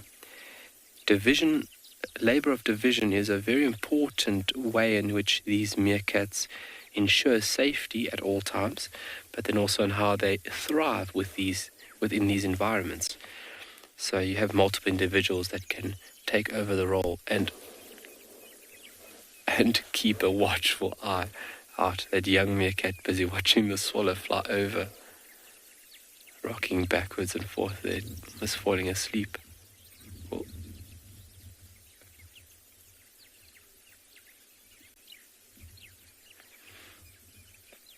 so sentry duty is a very important role that gets played out here.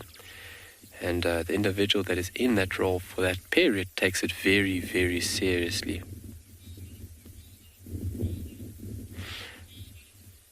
Ooh, I didn't catch the person's name, the viewer's name, but I did catch the question. How long are meerkats pregnant for?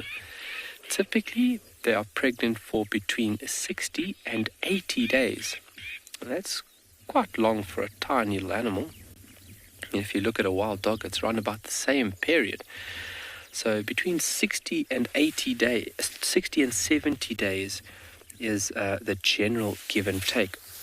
And then obviously utilizing a burrow system like this when she gives birth, because it is the place which is most safe and comfortable for those little ones. And then she has mammary glands on the underside of her belly, and she has 6 abdominal mammary glands that she will use to suckle the young for the beginning period. So she will be locked in this burrow system for about 2 weeks roughly. And then you'll find that she then moves off. She goes and forages, and then she actually puts somebody in charge. Another individual from the clan puts another individual in charge to look after the young. So when she is pregnant for that rough 60 to 70 days, her weight would increase at about 40%. Her body mass would increase around about 40%. And then she could typically give birth to anywhere between 3 to 5 young. And in favorable periods like we are in now, she can have multiple litters within a given season. So she could have a litter now, and then in a couple of months down the line, she can have another litter. So I've seen meerkats have 3-4 litters a year, which is great.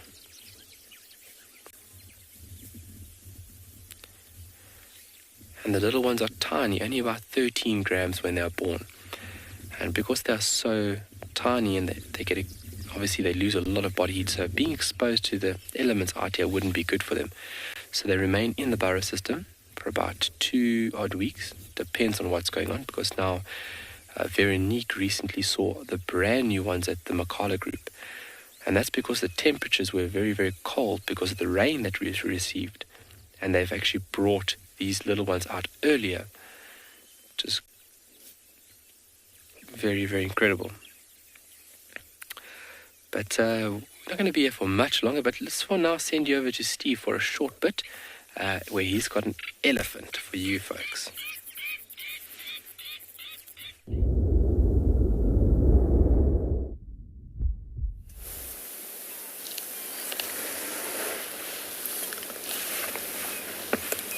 Here he comes. Hello, big fella. Yes, you're a massive big boy, aren't you? Would you like some coffee? Now, he's choosing to do this, everybody. He's choosing to come as close as he wants to. And now he's going to walk behind our car. To the next marula tree he goes. We're going to turn around and follow. We love spending time with these big fellas, don't we? And Paul? Yes, we do. Now, it's important to know that we've been watching him for some time, haven't we? And his behavior hasn't been one of aggression. He's a little bit naughty. He's being a little bit cheeky, as elephant bulls do. They just give him a little head shake. I think he definitely might be on his way into must. Definitely not showing the typical signs on the penis sheath of doing so, but his head posture and behavior is definitely indicate. Oh.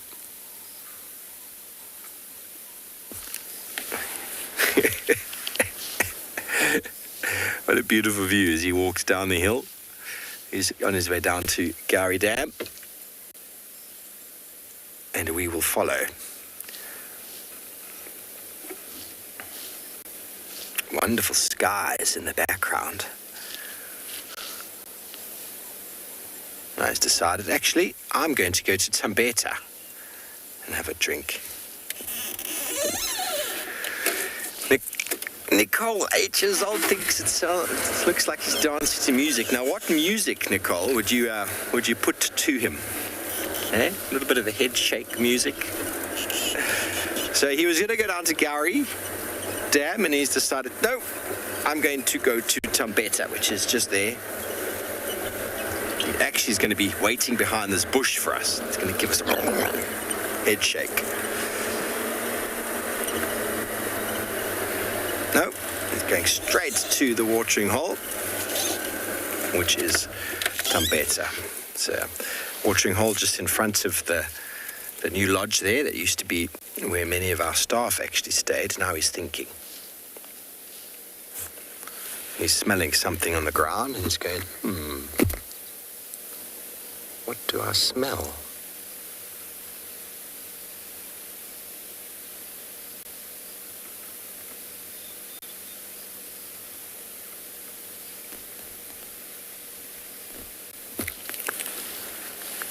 Maybe those trees have got marulas.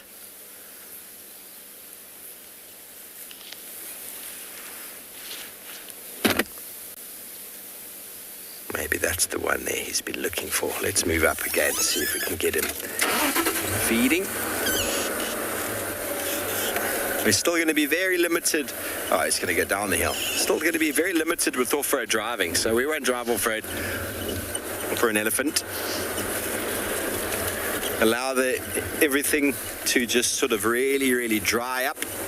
Maybe he's going to take us to the lions. Wouldn't that be wonderful? I've never been taken to lions before by an elephant, but it's always the first time. I think he's actually just going to go from tree to tree, so we're going to lose him now. But that is what it is. If we do lose him now, we'll arrange our plans. We'll start heading north. Maybe even pop into Simbambili for a moment.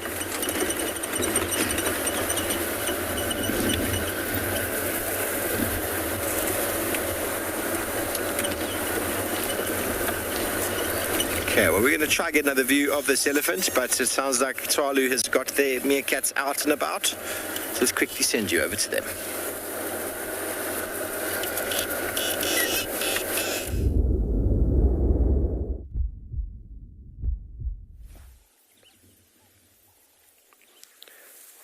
Well, while Steve repositions there, I'm sure we can keep you folks entertained this side.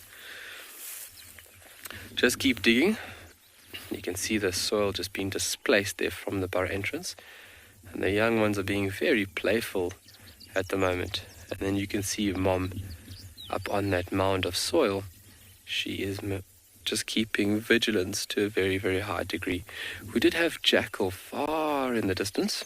Meerkats will be able to see that far. There's a springbuck there to give you a reference on how far it was. If Craig can just show us, there's just the top right-hand corner. Obviously, the eyesight of meerkats is phenomenal. Sorry? Whoopsie, whoa. But yes, jackal would definitely be a terrestrial predator that meerkats would have to watch out for. And then for the long-time viewers, you guys would know African wildcat that Dylan found and unfortunately took one of these members out through the thick and very dense bushy areas of this elephant, elandsbeen. I'm thinking about elephants. Oh, baboons shouting at the mountains. Bow!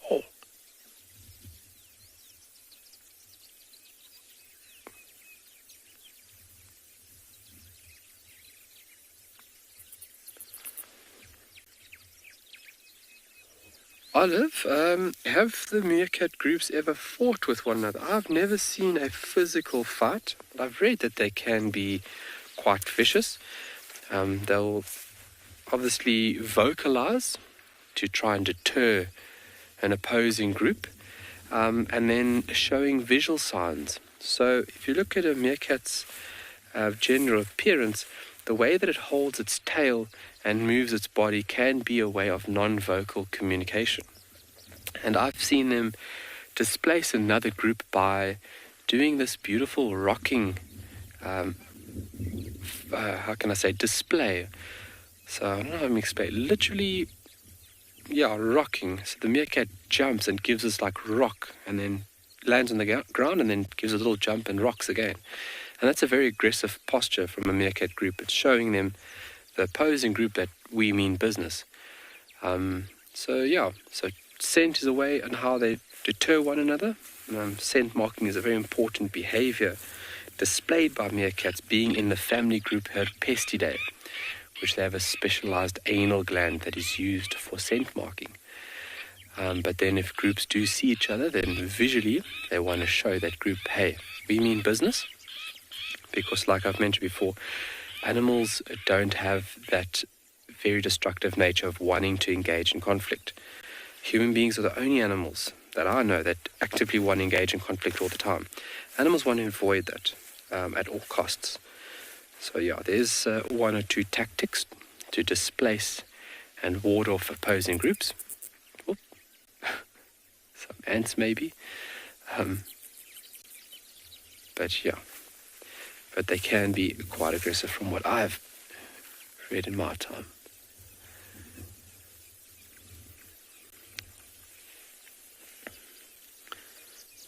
So most of the young ones locked onto us. So these young ones aren't as relaxed as the Mikado group. Ruth, what is their lifespan? So for a small animal like this, their lifespan is quite lengthy. If you look at general size, you would think maybe an animal at this size would live for 4 or 5 years. But from illustration and obviously documentation, they can live for anywhere for between 8 and 10 years. And it's quite a long lifespan for such a small organism. And that's also why they become very highly sought after as pets, unfortunately, because of their lifespan. It's somewhat similar as a small dog. Unfortunately, they are utilized for that very, very unwanted activity, the pet trade. So people do have them as pets in their houses. I believe that they should just be left in the wild to do what they need to do and not as a pet. Because some people actually remove their claws or cut their claws and then actually clip their teeth so that they can't inflict any damage on the owner. That is not nice at all. That makes every single cell in my body scream and But this is where they should be. And obviously the impact that they have on the environment, controlling certain organisms like insects, is very, very important. But for now, let's see what Steve has. He's got something tall for you guys.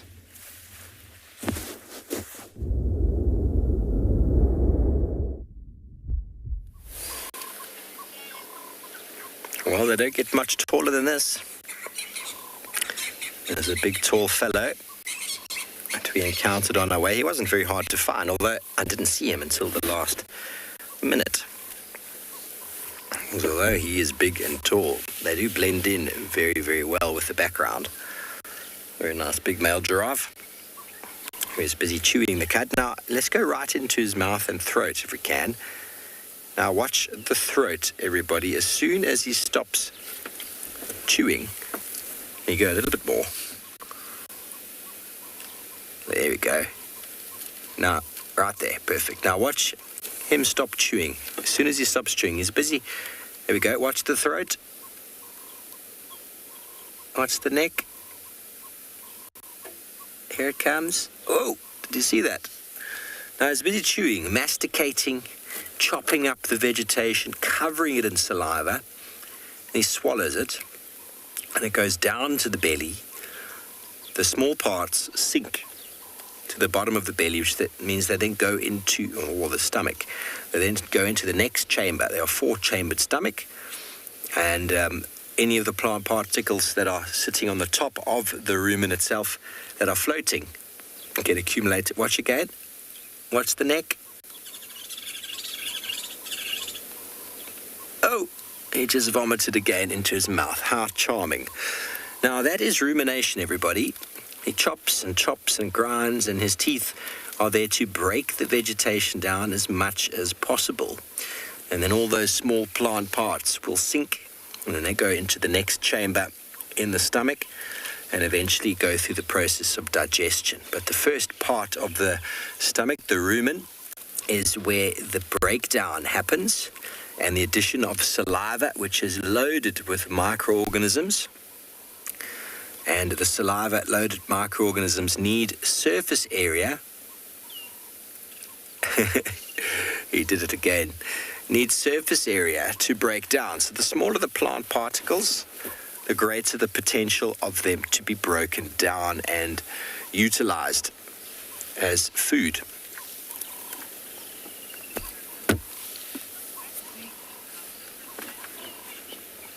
Sando, it is, isn't it?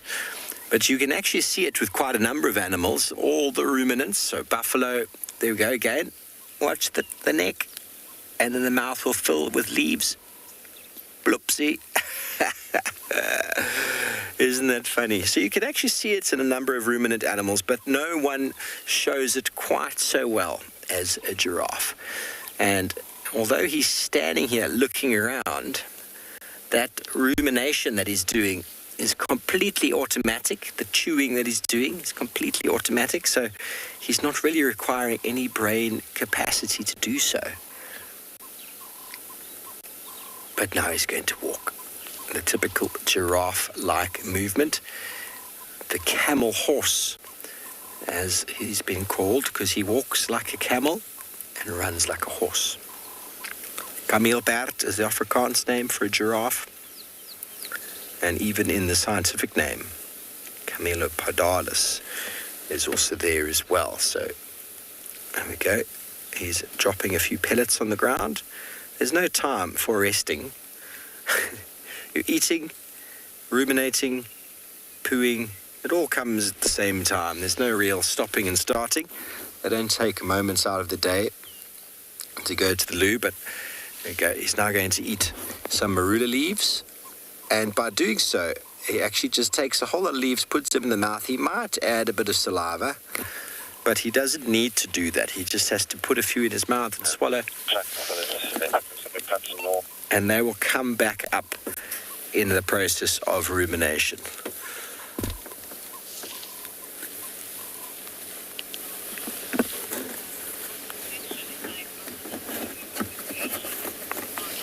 Ronald, well, I will find you some pellets and I'll show you what the texture looks like. But essentially, the first chopping up process breaks down those particles quite finely, and all the small bits fall to the bottom of the stomach. They get filtered down, and anything that's large sits on top of the stomach, and that is what comes up. So most of the stuff that gets re-chewed is stuff that hasn't been chewed before, or maybe didn't quite get chewed to the degree that he requires it to go through the digestive system. So it goes through the rumen, then it's the reticulum, the omasum, and then out in abomasum in the fourth chamber. And each process has different attributes, nutrient absorption, removal of liquid, and then eventually into the small intestine, where not as much sort of absorption takes place as in your non-ruminants. Non-ruminants, they got much more sort of intestinal space for absorption, but a lot of the breakdown happens inside the gut itself. And there we go, a little sickle bush to add to it. Very, very nice sickle bush, very tasty. And a little head scratch while you're at it on the apple leaf tree. That's a wonderful little scratch.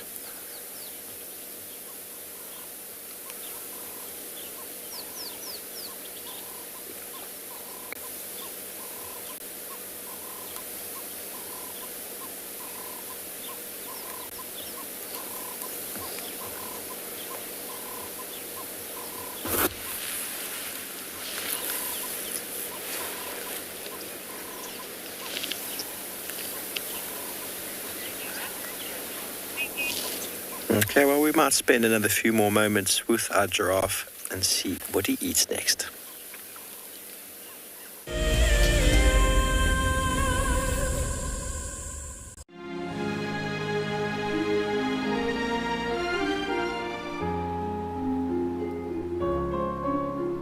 You are cheeky. That was a brave decision. Amber Eyes is... Oh. That is so magic.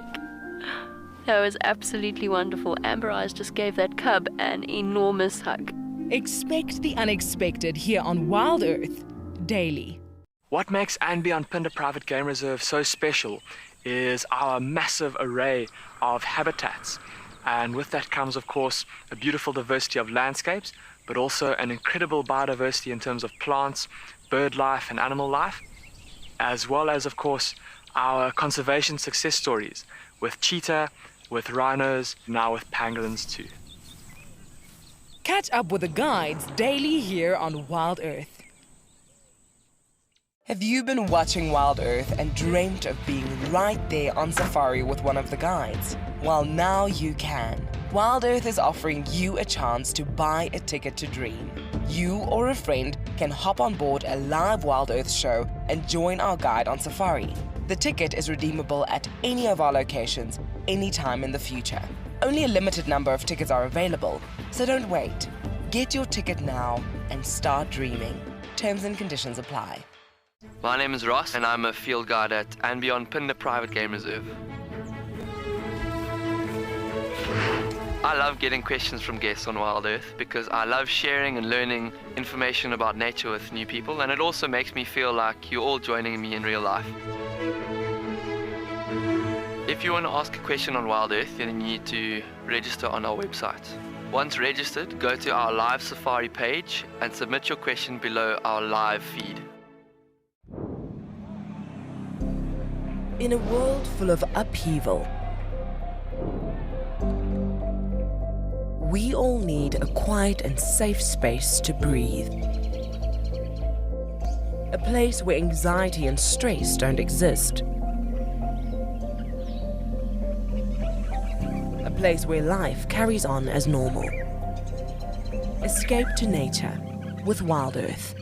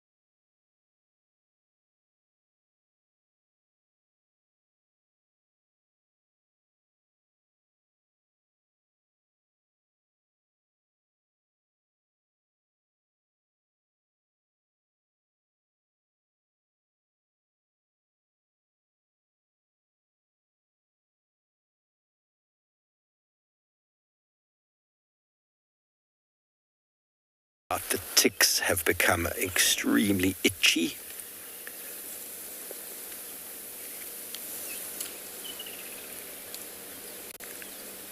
Now we could put some music on for the dance, couldn't we? He got a bit of a scratch there. It wasn't anything very satisfying. This bush now, he's going to walk over it, is he? Let's see if he's going to walk over it. He's first going to check it.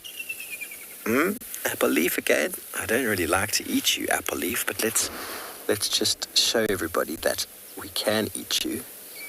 Some of the new growth, that is.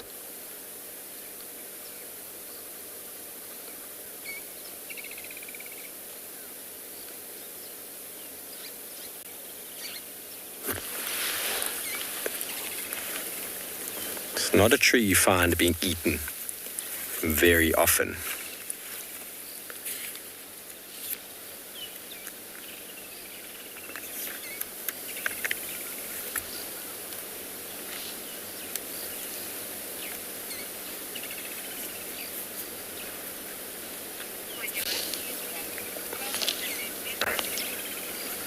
Okay, well, we're going to send you back over to Tswalu, and when they're meerkats, well, we spend some more time with our beautiful giraffe.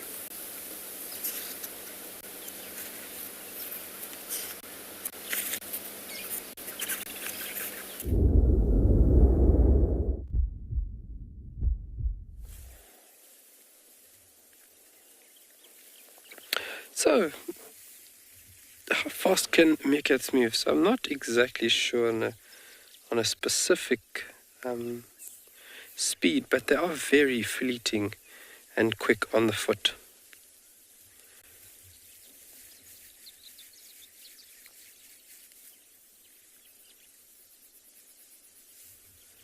They're really spending a lot of time here at the burrow system today, which is great. But I think they are going to start moving off.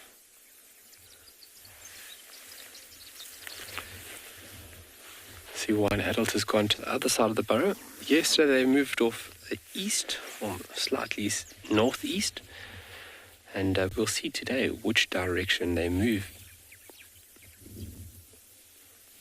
Obviously they want to change up that direction, because yesterday they would have used a certain route, and on that route they would have depleted resources from point A to point B. And so typically within a few days they change the route up so that they are allowing insects and other forms of animals to recuperate within the area that they've utilized, but then as well as it's also giving them the best chance at finding available prey.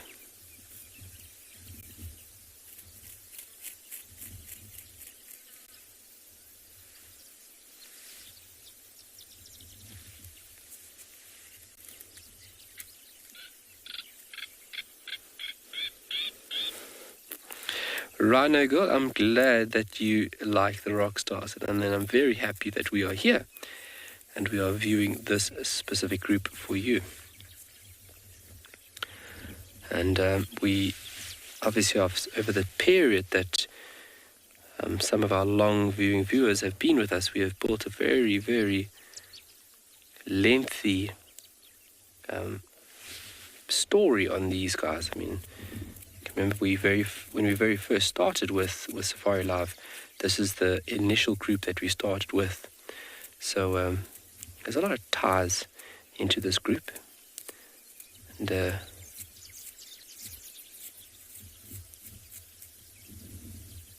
very strong relationships built here. Yeah, we are definitely starting to move off.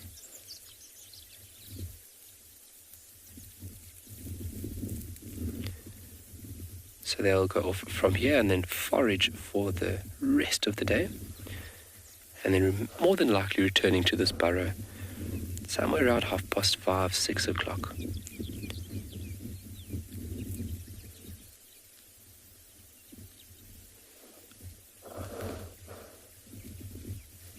Last one, making sure that everybody's safe, nobody's sneaking up behind them.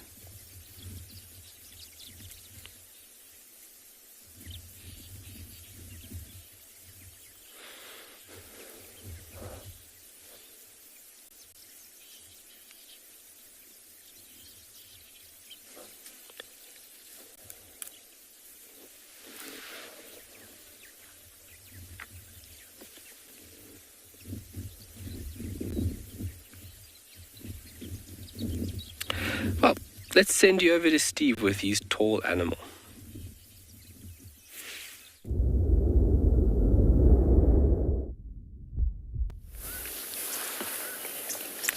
Back with us with our big giraffe, who is using his strong neck muscles to pull his head down to feed now on looks like a river thorn.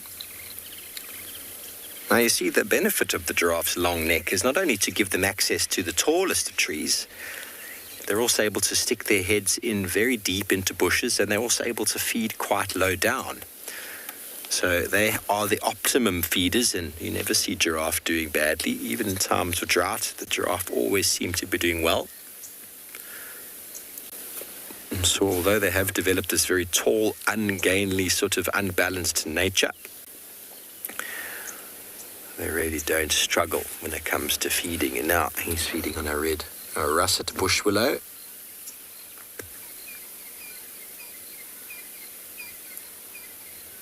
Or is that a red? Looks like it might be a red, in fact.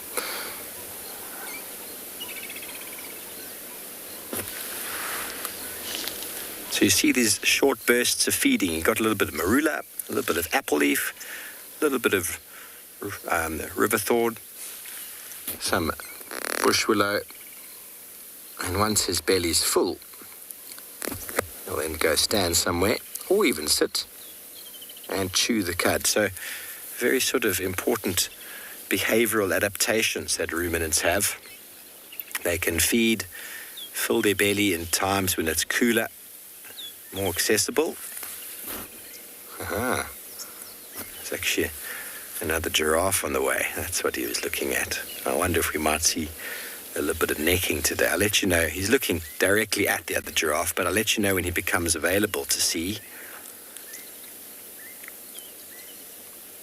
There's another big male giraffe might pop out, and, well, that could be interesting. Could go from a nice, relaxed morning of feeding to a competitive one.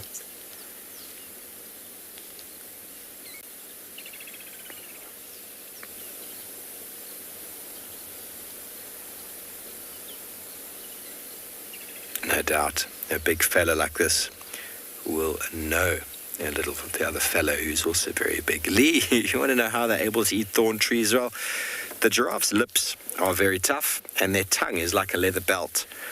And as the thorns have evolved, so the giraffe's ability to eat them has evolved. Not only did they develop a long neck so as to access food, they also developed the necessary mouth parts to be able to feed on those foods as well. So it's a constant battle. They've evolved with the trees. It's not that the giraffe just sort of suddenly became a long animal with the ability to feed on these things. The thorns were not there in the first place.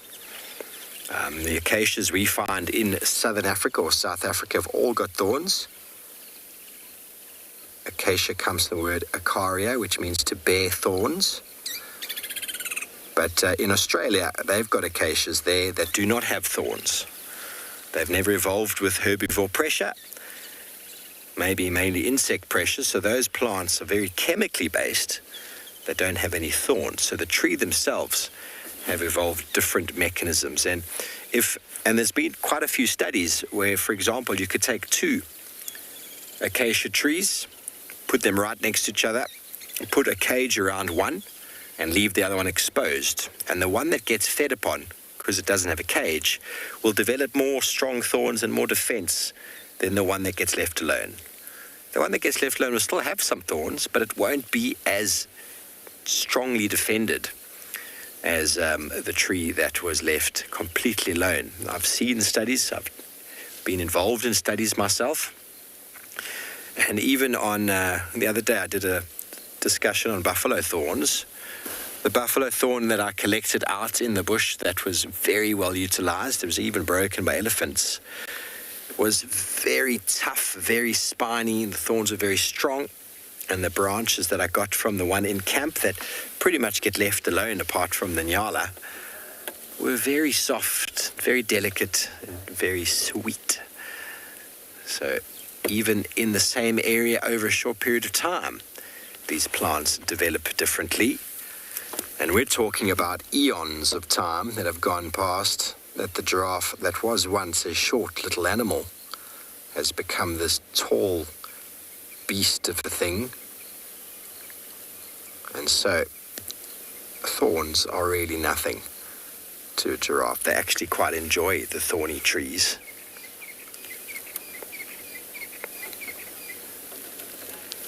LT, quite a lot of animals will chew on bones. They'll also chew on dung as well as soil. It's all got to do with mineral deficiencies. And bone is full of calcium. And some animals might be lacking in those, and they know what to feed on. They know what to access. We take supplements. We probably would do so anyway, even if we weren't told to by our family. We would eventually start feeling a certain way and we'd start eating things. The diet that we have in general as humans often leads us to feed on certain things. And if we have different diets, then we know we have to supplement. We're not getting iron, we're not getting calcium, or whatever it might be. We need to take supplements for that.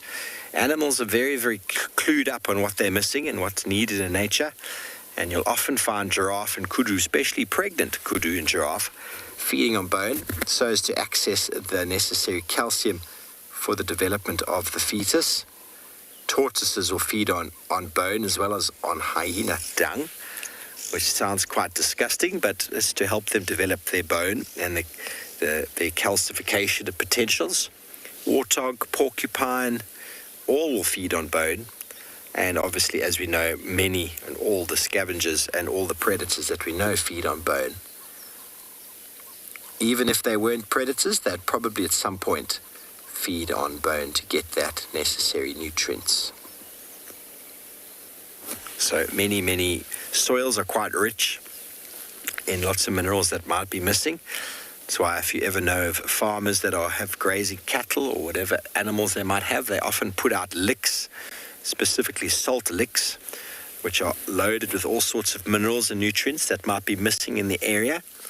I know down in the Southern Cape, copper is a very, very big nutrient that's missing, so that needs to be added to the licks, because a lot of the micronutrients that we in general get through our food, if it might be lacking in an area and you're trying to grow animals or farm animals, you need to supplement it. Otherwise, deficiencies can lead to deformities, can lead to all sorts of weird and wonderful changes in animals. And so animals will choose to feed on soil, bone. Some animal will feed on the dung of their mothers when they're born. I've seen that with elephant. And that is to give them the necessary gut enzymes to break down the food that they feed on. Very famous study of white rhinos in the 70s. White rhinos were completely, black and white rhinos were completely decimated from the Kruger National Park. And they were reintroduced from KwaZulu-Natal under a big program headed by Dr. Ian Player. And very, very famous study. Obviously, they didn't know what they were doing in the beginning. Slowly but surely over time, they figured it out, the trial and error. Lots of things worked, lots of things didn't. But what they realized is that the rhino they were putting into the Kruger from KwaZulu-Natal weren't surviving, and they didn't know why. And then they started putting them into bomas, little sort of enclosed areas where they could monitor them.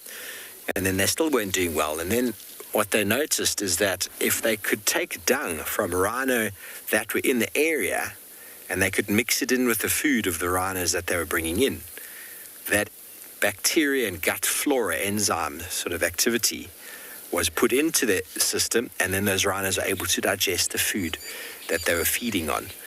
So many animals will feed on the dung of their parents so as to get that gut flora.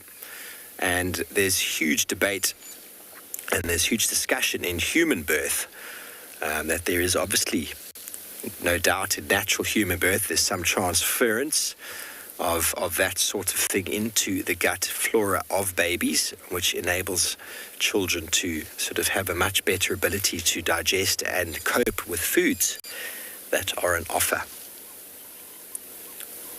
There's lots of studies going into that these days. Differences between C-sections and natural births and how they're impacting on the digestive systems with regards to allergies and the like in humans.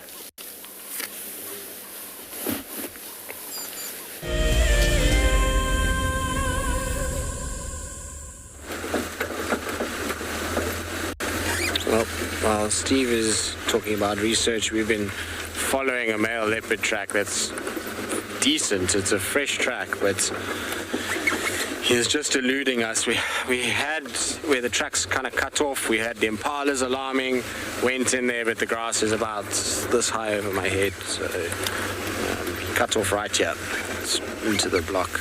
Unfortunately, no sign of him. I did check a little bit in there just to see if I could get him, but no luck. It's just too thick and the grass too long. If he's not walking or up on a mound, I'm not going to have any luck finding him. So that's unfortunately that. I was just doing a loop again just to see if he didn't pop back out somewhere. I can't find where the impalas went. I saw them briefly when I was on foot, and then they were alarming in this block. But when I went in, I couldn't find them or any sign of this cat, which is a shame. I don't know who it is. I mean, it could be Tingana, it could be Mulawati. It's impossible to know which one from the tracks. I don't really know Mulawati's route because we see him so seldomly. But if it's Tingana, normally Tingi likes to come back to the roads if he's been seen. He likes to kind of do his thing, and if he gets shouted at, then it's back to the road in order to kind of sit and lie and walk down and be more comfortable. Although, sometimes what happens when these impalas spot a leopard in thick bush like that, they just lie down for a while and let the so-called storm pass. And then you find that they eventually come out only much later in the day.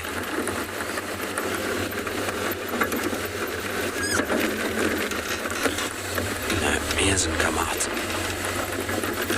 It's quite frustrating because it's quite far north. It's quite a big block, this, so finding him would be very difficult. All right, so we're going to carry on. We're going to try to see if we can find any sign of him somewhere here.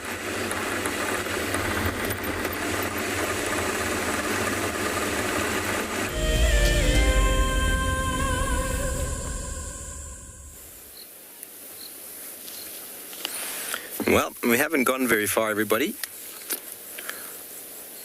Sounds like we're having some difficulty elsewhere, so we will just stay with our giraffe and see what he gets up to, and it seems as if he's going to be feeding from bush to bush in the early morning. Again, another bush willow. It is the red bush willow after all, not the russet. The leaves are just quite small at the moment. They haven't grown to full potential, but they stand up quite tall and quite sharp. No pods on them, which often makes it very easy to identify.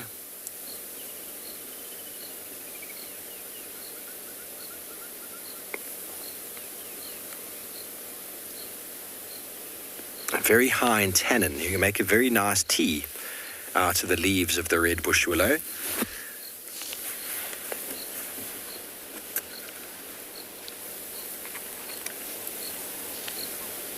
I always find it easy to remember because rooibos is a very nice tree used in South Africa. Andreas, you want to know how they get the blood up? The heart in the giraffe is actually very, very well designed. So if you know anything about pressure, pressure requires pushing a liquid up from one place to another, and the higher the pressure, the smaller amount of liquid gets pushed up at a time, but I'm not explaining it very well. But the giraffe's heart, if we think about our own heart, our ventricle side, our arterial side, are both, the thickness of the walls are quite similar. Whereas a giraffe, the side that pumps the blood out to the brain and to the body, with the oxygenated blood, the wall gets thicker for every centimeter that the giraffe's neck grows. Every centimeter or foot longer that the giraffe's neck goes, so the wall of the giraffe's heart increases in thickness. And so what that means is that the cavity inside that side, the oxygenated part of the heart, gets quite small, but what that means is it increases the potential of the pressure to push blood up into the brain. So when the neck is quite short, the thickness of that wall is less, and as the height of the giraffe gets longer, so does the thickness of that wall, which just increases the pressure to be able to push that blood up. So it's a very, very well-designed mechanism that's obviously taken a very long time to work. And together with the pressure in that blood moving up, you'd think the giraffe is going to fall over from high blood pressure at any time. But he's not, because the capillary network of where the blood arteries and capillaries go into the brain are actually enabled to slow the blood down for when his head is too high or too low. So there's a constant amount of pressure of blood going into the back of the brain. So, I mean, how many times have you felt when your head's a bit low for a moment and you stand up quickly, you get that rush of blood out of the brain and you feel a bit lightheaded and dizzy and you fall over? The giraffe doesn't have that problem because of that network of capillaries in the back of the head that slows the blood going into the brain and then also slows it coming out. So when his head does drop below the heart, that pressure that would be pumping that blood up doesn't overwhelm his brain, otherwise it would explode. And when he stands up again, it also doesn't overwhelm because it's a very slow trickle in either direction. And discussed the other morning, the giraffe leg bones are very, very strong. They're not thin or narrow or full of marrow like many other animals' bones. They're very thick, solid bones designed for keeping the weight of the giraffe up. And then the skin is very tight along his legs all the way down to his feet, which keeps the blood pressure very tight along the legs. And astronauts from NASA actually have used the giraffe to design socks or pants which enable their astronauts to not lose pressure and to not have blood pooling in their legs and feet when they're going under G-force gravities. Because when you're going under G-force gravity, the blood from the head is forced down to the feet. But because they wear these tight socks designed after the giraffe, it keeps the blood from doing so, and so keeps it in the brain. Okay, I don't know what the coldest weather giraffes can have, but they occur in Africa where generally our temperatures don't get below 7 degrees Celsius that I've known of. But they are a big animal. Let me move forward so we can get a look. They're a big animal that takes a long time to warm up and hence also a long time to cool down. So they're not too concerned with short periods of cold weather, but where they occur naturally in their habitat doesn't get that cold. We might feel quite cold in our winter months, but very rarely is frost ever occur in these areas. And a big animal like that, they've got no real concern with it getting too cold, but they don't occur in very cold climates.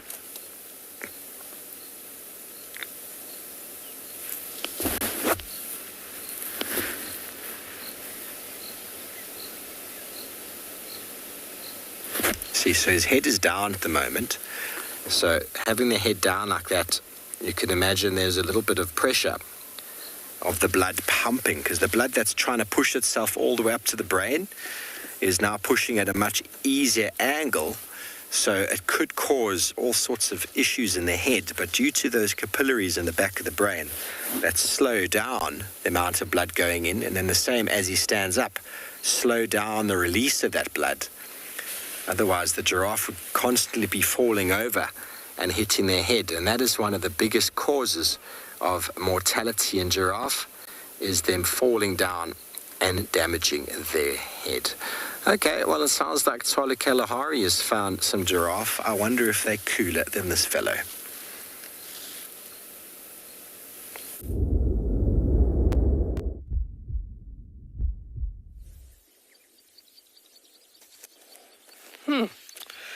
Highest form of mortality is when they fall. That's very interesting. And if you take a look at that, it'll be... This is also a very broadly asked question is, would male or female be caught more often? and typically male because of their solitary form of lifestyle. Female being in herds, obviously there's more eyes, more ears, and especially in the Greater Kruger, they've done studies that males are caught almost 2 times more than that of females. So unfortunately for the males, but solitary form of lifestyle does come with its pros and cons. And these giraffe just standing on that first dune. It's the first dune that goes out west. And we are directly due east of them, as if they weren't tall enough.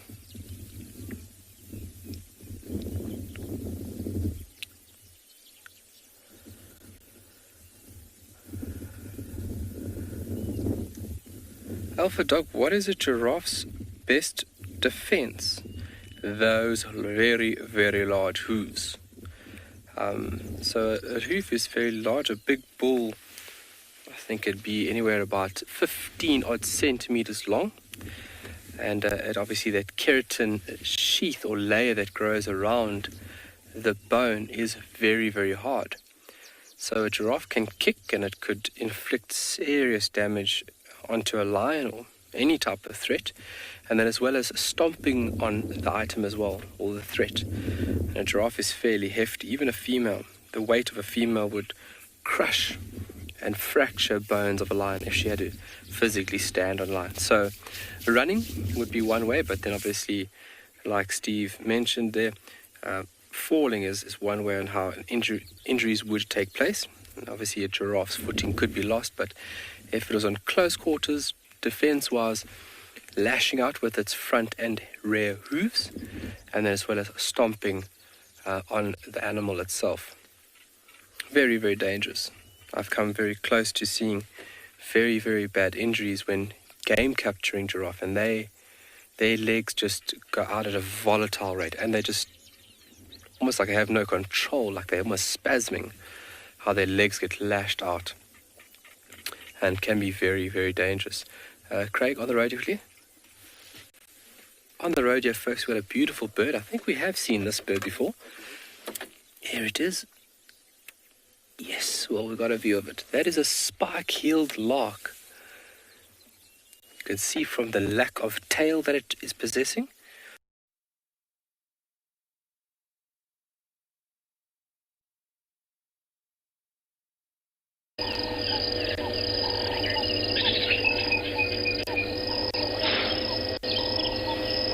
Rusty little patch as well that is presented there.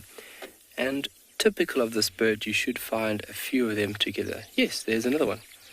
Typically find them in small parties, so 2 to 5 birds. There's another one, a spike-heeled lark. Lovely. You can see that very distinctive white throat patch clearly displayed. And that rusty little cheek patch that's also very prominently displayed. And it's got a very, very short tail. And in flight, that tail is obviously splayed, very short, and it's got a white trailing edge on it.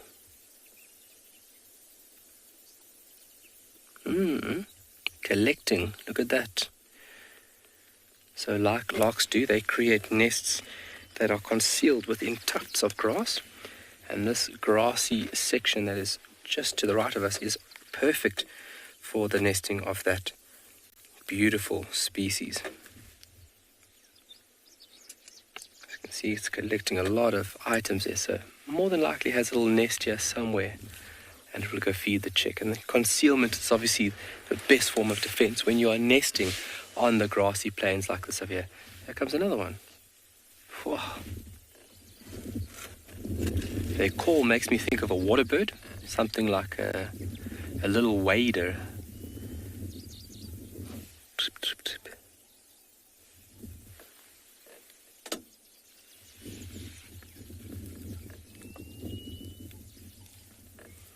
Kim, a new bird on the list. Great stuff. I wonder how many birds we have seen while with you folks. since the start. I wonder how many, if anybody has a list and if you have a total, let us know what your total tally is, and we can compare of how many birds we have seen on this wonderful and vast landscape. And when you do start birding, get into it, grassland birding, or these little LBJs, little brown jobs, definitely do become a focus after a period of birding. It looks like it's collecting nest material.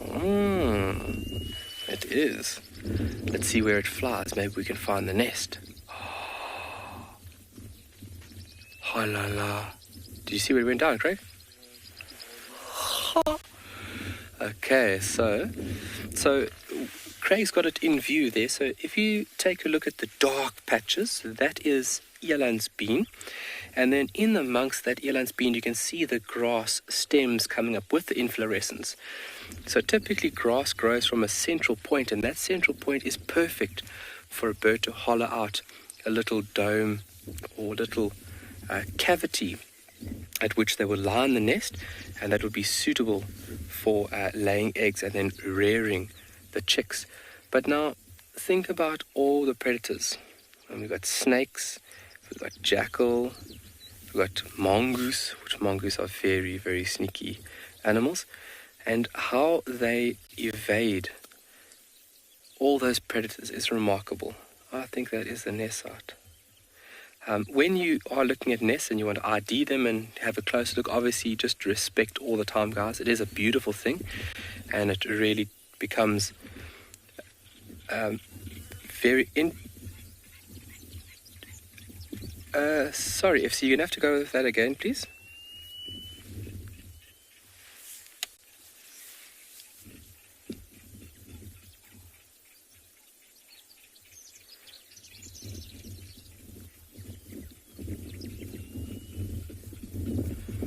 Dolly, do all birds build their nests the same way? No, they are very, very varied across the board. The variety of structures, places, material varies between bird groups. So typically you'll have larks that enjoy these grassy plains, and they would typically find tufts of grass in order to create nests. Woodpeckers preferred cavities, which they would excavate with their ability of, chiseling wood away. You'd find weavers, they typically weave nests. So depending on the family group, that within that family group they have a general, somewhat similar breeding or nest making behavior. But yeah, depending on the species, that would vary across the diverse group of birds that we have in South Africa. And they have to be very clever at it. Very, very clever. So, whoa! That sound you heard was the eastern clapper lark. Just hold on there, Craig, just stay there. So the bird called, so it is already in a form of a territorial displacement. So by me calling, I'm not... Whoa. Eastern clapper lark. Watch. Wow. Just, have you got him there, Craig? Okay, cool. If you stay on him there, you should do it again.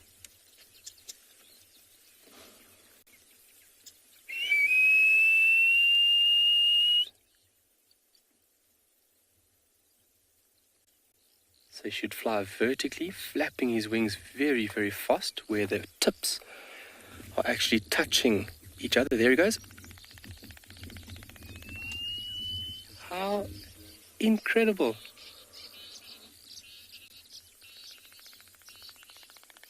$248. That is incredible. That is a very, very large number. And yeah, sure. Then you can just see the diversity of birds across the country itself. We are very lucky when it comes to bird species in this country. And that's why us guides get into it, because there's so many different species that it becomes so entertaining on a day-to-day basis. And then you utilize it. It's a tool that you utilize in conjunction with looking for animals, looking at grasses, looking at trees. It is all part of this building building platform that we have to be entertained and understand all of this out here. But beautiful display there from the eastern clapperlark, flying vertically and then on its ascent, flapping, and then its end of its wings touching and actually clapping, hence the name eastern clapperlark, a form of mechanical sound. And then as he descends, he gives that little whistle. Very incredible to see. Alrighty, but I think what we're going to do is we're going to move slowly west. Let's see if we can get another position. Ah, there is some more giraffe there. Copy. So, so what we're going to do is we're going to move off slowly westward, and we're going to see if we can get you a better view on those lovely giraffe there. And but a very beautiful scene that we have in front of us. Let's maybe take a look at those giraffe out there, can we, Craig? Yeah.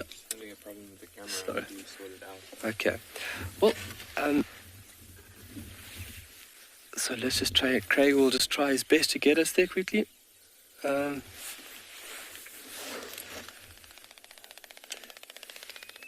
you can hear the clapperlark going again.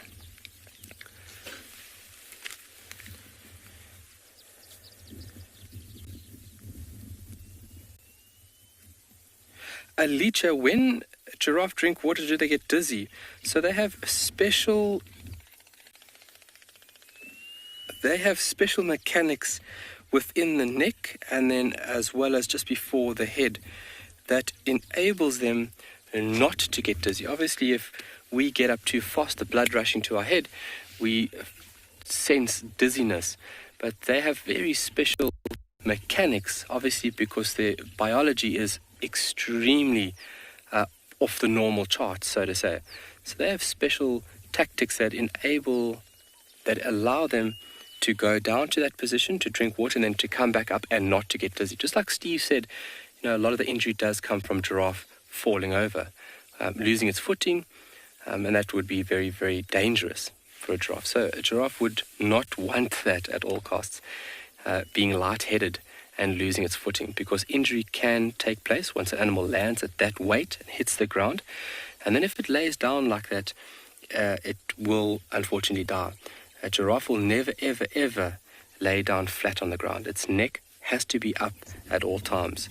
If it lays down flat like that, you have an immense amount of blood pressure rushing towards the head. The valves don't work in the correct manner, and the giraffe will experience some severe repercussions from that. But these giraffe looking very small on top of that dune over there. But let's send you off for a little bit and we'll reposition this vehicle and we'll see you back on board here.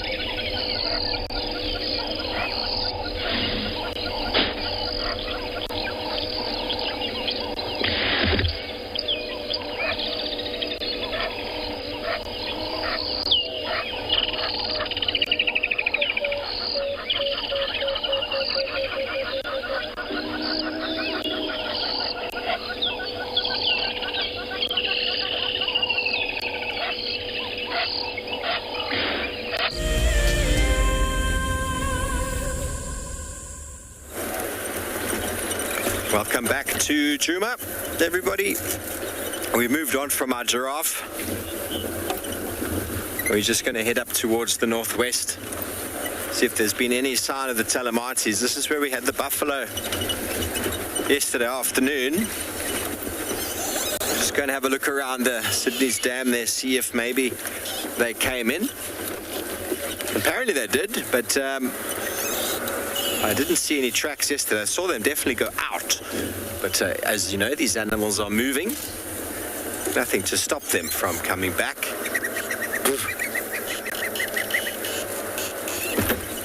And wherever you find a herd of buffalo, you will be inundated with flies the next day, which is exactly what's going on with us right now.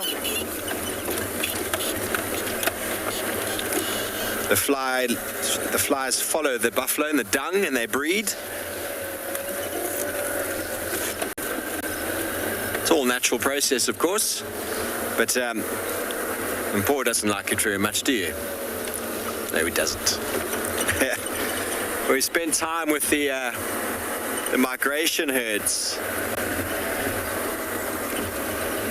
You see the flies and insects. Tony, the rainfall definitely have a positive impact on insects. Has a positive impact on everything. The rain is life. The rain gives life, provides life, regenerates. You see places like the Kalahari and the Namaqualand and even very deserty areas. Stop here for these impala on the cut line. You'll see that how quickly those areas can go from completely desolate to well populated. And many flowers, wildflowers and many insects have very short lifespan. And so the rain can arrive, you can see huge swarms of insects emerging and then dying off, and sometimes then their eggs can lay dormant until the next season. Guinea fowl. What have you seen? The impala's looking at something. The guinea fowl are now responding. Let's go forward and have a look. That is a general alarm call, but lately they haven't been impressing me too much, these guinea fowl.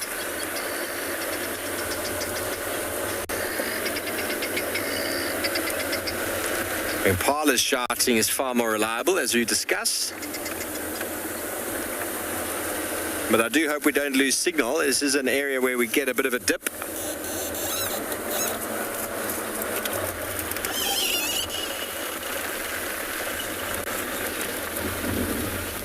And they've stopped now. Ooh, there's an elephant just crossing the road.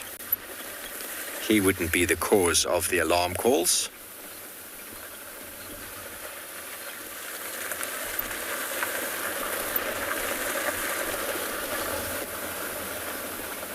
Silence. Apart from my wheels crunching in the dirt.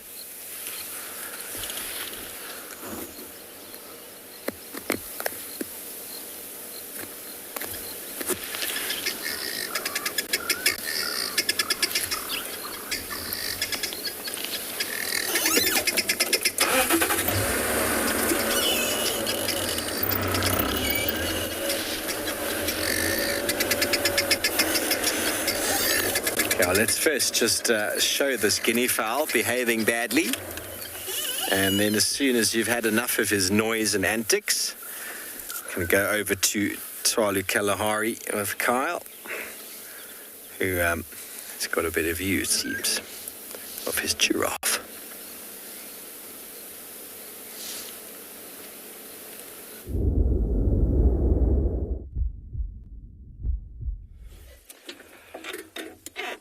Well, let's just readjust. He's a little bit shy. This is Timmy.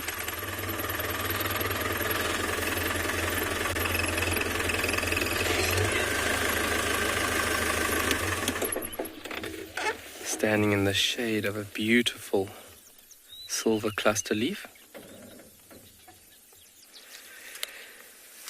So besides having a very, very large heart, the heart is not strong enough to pump the blood all the way up to the head. If you look at that distance, that's about 2.5 meters, and that is obviously against gravity itself. So it's a very difficult task, and you would need a very, very large heart to push blood up against gravity through the arteries. So what they have is one-way valves running up towards the head that actually help and aid in pressure.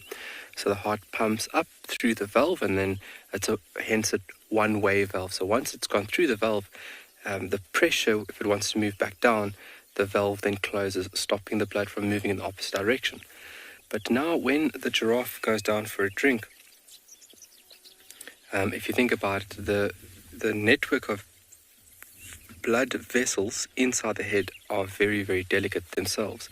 So if you have all the excess pressure working with the valves, obviously it wouldn't be very good for a giraffe. So what actually happens, if you take a look at it, is that the neck is very muscular. Obviously it needs a very muscular neck to move the very, very heavy neck and head up and down for foraging. But there's actually a section of fine veins that run just before the base of the skull called the wonderful net. I've also heard the extraordinary net, and these actually lower the blood pressure to regulate the flow of blood to the brain. So what happens is the vessels expand when the giraffe lowers its neck to drink, and then to accommodate the excess blood flow under pressure, they contract smaller when the head is raised again. So you don't have this excess movement of blood towards the head. So they contract and then expand depending on where the head is.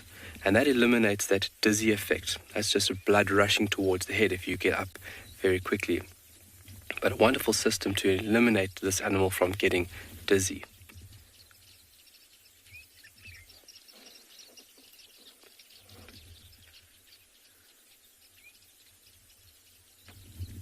A lot of seed pods on that tree. See the top parts of that tree, you can see all the little red or pink items. Those are seed pods. Alright, this guy is hiding, but let's send you over to somebody who can hide even better.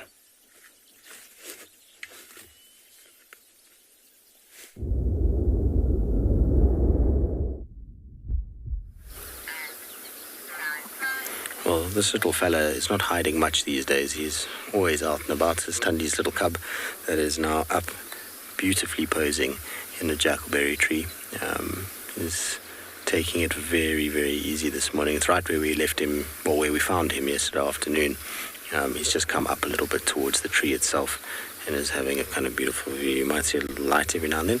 There's some photographers on one of the vehicles, so they sometimes use a little bit of a light just to fill in the shadow because of how dark it is this morning with the cloud cover.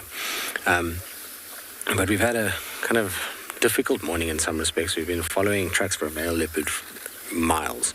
I had the tracks from Gari Dam all the way up Gari Cut Line, all the way along Buffelshoek boundary, into Buffelshoek, back out of Buffelshoek, down Cheetah Cut Line, all the way east to First Rock. And then we left because of the fact that we didn't have much in the way of signal. So I don't know who it is that's walked that distance. The tracks were getting really fresh by the end of it, but we unfortunately had to abandon the search. We also found tracks with Nkuhuma Pride, where they came out of Djuma. They went past Buffelshoek Dam and then out that way. So they obviously crossed in a hard section.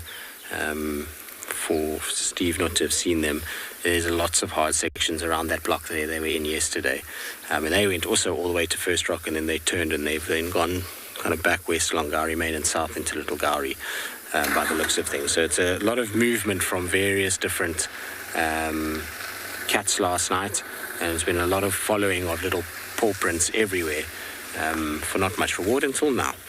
Which is good. The other bit of good news is that I asked a question yesterday about names and things like that, so I think the process for him getting a name has been started now.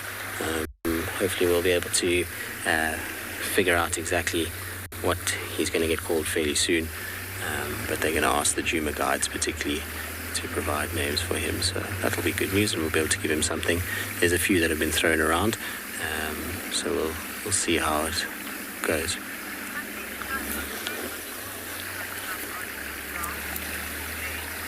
James, you say Tandy's cub looks so adorable, perched up on his branch. He does, doesn't he? He's such a beautiful little cat. When you find him on these branches like this, and it's such a pretty tree as well, that kind of contrast of that dark ebony from this jackalberry versus his spotted coat, and the way that he's just found himself in a nice little comfy spot is absolutely perfect. I was going to move, but unfortunately our signal here is so sketchy that we kind of have to stop and then wait for it to come back up.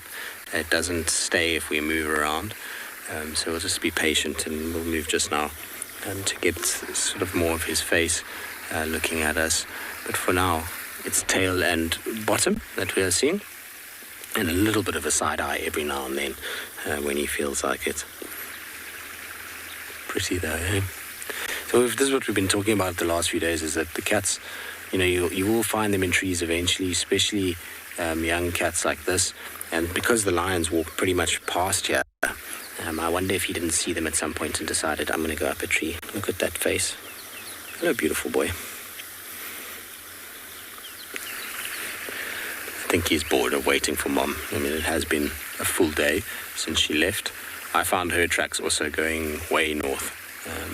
They were heading up towards the Buffelshoek Torchwood cut line. So she's obviously been busy during the course of the night. But his eyes in that sort of dark shadowed area just look absolutely beautiful, don't they?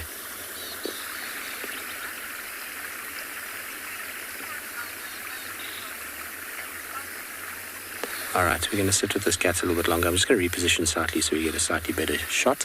In the meantime, let's send you across to Steve, who I believe has found something large in the water.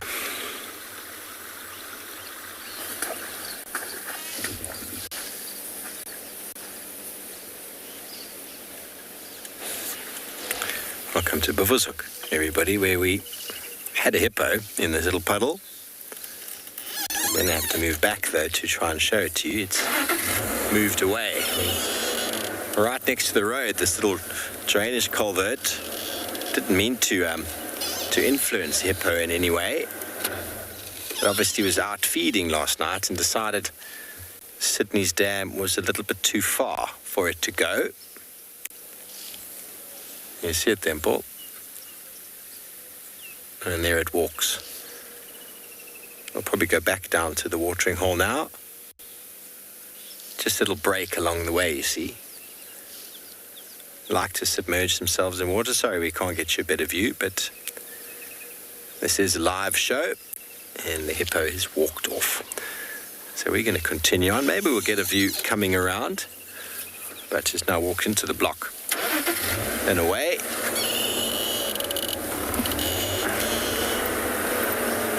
Just a little puddle on the side of the road.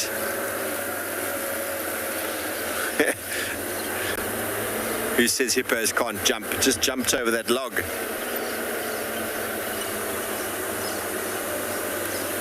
What's going on here? These shrikes are very upset with life.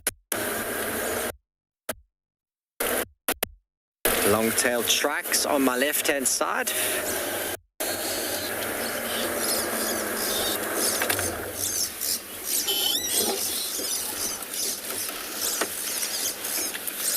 Actually a red-billed buffalo weaver in amongst. Oh no, it is a shrike. There might just be babies begging. Give us food, Mom. Give us food. We're hungry. Two chicks. The ones in the foreground, they have barely any tails. They're very used to getting what they want. And they are cooperative breeders after all, so the rest of the flock will be out getting them some food, and these two chicks will go, give us food, we're hungry. It's hard work being a chick. So cool to see. The typical begging posture.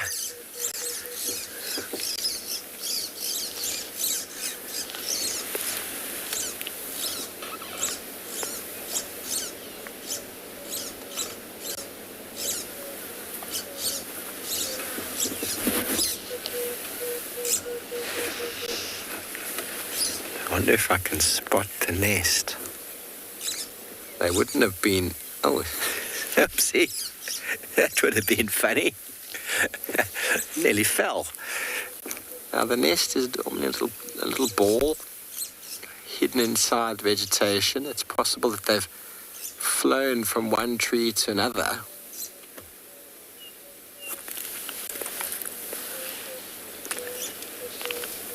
The adult that was with him is now flown away to go and provide food, no doubt, for these very noisy little fellows.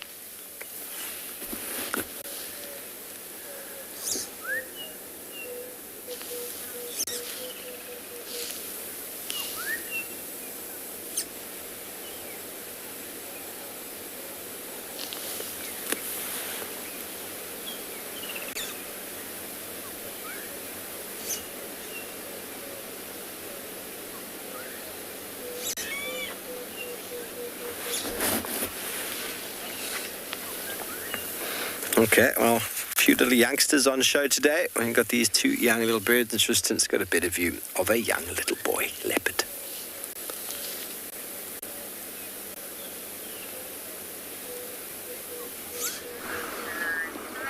I'm talking about things on show. Tundi's cub is being an absolute treat. We've moved slightly so that we can see him a little bit better than what we did just now. Just now we had him kind of from the side mostly, but now you can see we can kind of get those beautiful eyes as he watches. I don't know what he's watching. Maybe there's a bird in this tree that he's busy gazing at.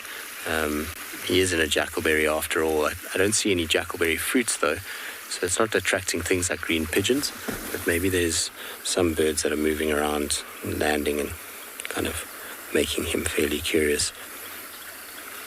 Doesn't he look beautiful up there? He's kind of got himself into the most comfy little spot. He's kind of curled his tail in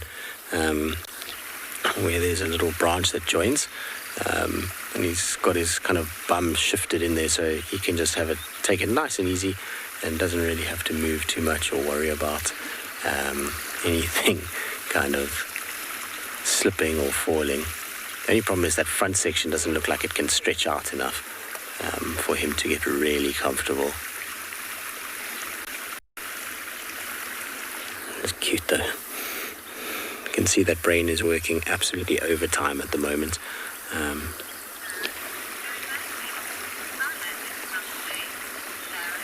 Sharon, you say he reminds you of Hosana in some ways. I think it's just because he, like yesterday he was being a bit of a clown and he's a bit twitchy and kind of looks at things and with these big wide eyes. It's very much a young male leopard trait. Hosana took it to a whole nother level, but he does it as well. I mean, his little personality is becoming more and more evident as he's getting bigger. But those eyes, just in this darkness and the kind of darkness of his coat, his light-coloured eyes are really kind of shining through. It's very, very pretty. Look at the size of his paws as well, in relation to the size of his head. Massive, massive, massive feet. It's always something you notice with young male leopards is that their feet always look way too big for them. Until they reach about 1.5 years, 2 years, those feet always look awkward. So they kind of look like they're out of proportion. But his lineage, so his mom's kind of male cubs, they've always had big feet and big ears. It was a trait that Swabiyiza, Bahuti, and Tamba all had. They kind of have these funny looks about them because of those ears, but they eventually grow into them. I mean, we know Tamba now is a beautiful, beautiful leopard who grew into ears and feet, and I'm sure he will grow into his feet as well. He's got a very different kind of face to the others. He doesn't quite match the looks that they had. I'm sure he's part of the Mulawati genetic. It's a shame that we can't confirm, but I'm pretty sure he is. I wonder if he's going to move a few little yawns. Sometimes yawning can be a sign that they're wanting to move a little bit, or it can just be a sign of absolute boredom within a cub. So we'll just have to see what happens and whether or not he comes down. I hope he doesn't come down. Hopefully he stays up there most of the day. The only problem is this road is quite busy, so there's going to be a few cars that are going to hurtle along here that are not necessarily on a game drive. There's a lot of delivery trucks and things that come through here, which might mean that he comes down, but we'll see. He seems fairly unfazed by the world right now. Doesn't seem to be too stressed about being up in Jackalberry. Grand Slam, I feel like we've answered this question a lot lately, but the whiskers of a leopard, yes, they serve a function. They are sensory in the way that they work. So much like you have eyes and ears and nose, it's the same thing. A whisker is very, very sensitive. It helps the cat figuring out space. So those whiskers, if they bump into things, the cat knows it can draw its head back before it gets stuck or hurt. It helps with picking up vibration. It's got a huge amount to do with nighttime things. They are able to detect their environment pretty well when they're focused on a prey animal, and those whiskers touch something, they know that they might cause a disturbance, and so they then reposition. So it's much like what we have in terms of senses, just an extra sense that they've got. So it's more like a touch sense than anything else. Makes them look funny when they don't have them, though, I'll tell you that much. You don't realize how weird they look without them until they don't have them.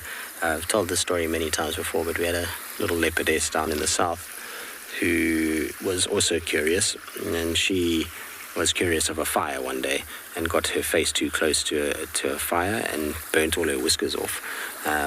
She looked ridiculous for a long time, and hence why she was then named Fire, which is in Zulu.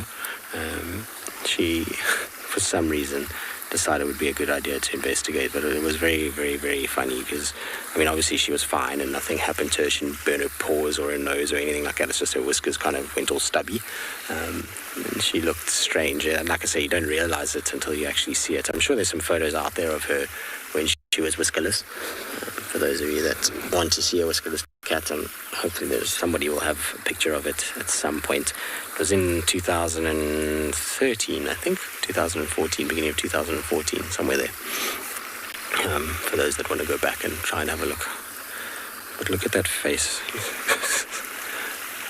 I think he wants to lie facing us because he wants to see what we get up to, but it's not as comfortable as facing the opposite way because he can't rest it on his paw. Tyler, I don't know. I suppose early years coming into the Kruger a lot, leopard was a mysterious animal. It was not one that you saw. It's not like nowadays, in the Kruger these days, leopards are seen all over the place. Back then, a leopard was quite a special sighting. You really struggled to get really decent views of them. So I think as a kid, it was always that one animal that you wanted to see that you very seldom did. My grandparents had a book that was done by a guy called Lex Hess. He used to be a guide at Londolozi for a long time, and he did a Leopards of Londolozi book. And I remember as a child sitting and paging through that book countless times. In fact, I actually have that book at home now. And it always just kind of awoken the sense of I would really love to spend time with these cats. And you just read, saw the pictures, read everything in there. And it was basically the stories of the leopards that were around on Londolozi and how they Lex's experience with them. And that got me really fascinated. And then, you become a teenager and sometimes you start to do other things, and sport became a much bigger priority for a long time. And then kind of coming into the Sabi Sands and starting my guiding was, the first animal I saw, the first on foot in the Sabi Sands was Ravenscourt female with her 2 young cubs and 1 older cub, which is a whole nother story altogether. So there was 4 leopards together on foot. And that kind of then sparked a whole nother interest in them altogether. And then the more I was in the sands, the more time I got to spend with them, the more they kind of imprinted on me, and that's kind of how it started. But I suppose it's the elusiveness of it all, and the fact that they have a coat that we as people have in many ways tried to emulate. And you think of leopard print, it's on everything. So there's this beauty about them, the shy, reclusive nature, the challenge in finding them. Those all serve to just kind of grow this passion to spend as much time with them as possible. And I find them fascinating. I find that they're adaptable. They typically are fairly active cats. I mean, you look yesterday afternoon, he was busy the whole afternoon. It's, he sat for a little bit, but there was always something happening.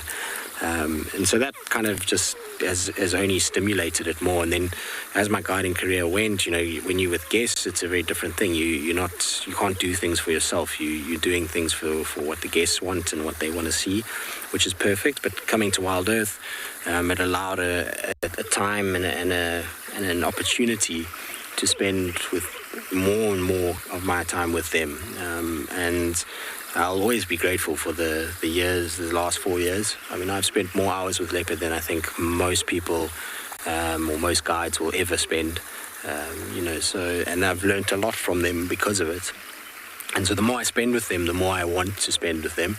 And it's starting to kind of push me into a place where I've been thinking about possibilities in the future and where I'm going to go and, what the path ahead will be. And while I love guiding and doing all of those kinds of things, somehow starting to do more in the world of leopards would probably be a course that I would start to think about at some point. I mean, not right now, but eventually figure out maybe something that I can do that it'll involve some sort of protection or help for leopards, as well as just, spending a lot of time out in the field with them, which is a dream that everybody has, but, maybe we can make it happen at some point. Who knows? It's one of those things that you never really kind of sure of. He's yawning a lot and has stood up, so let's see if he decides to move. I wonder if he's going to come down. Just watching the flow of water.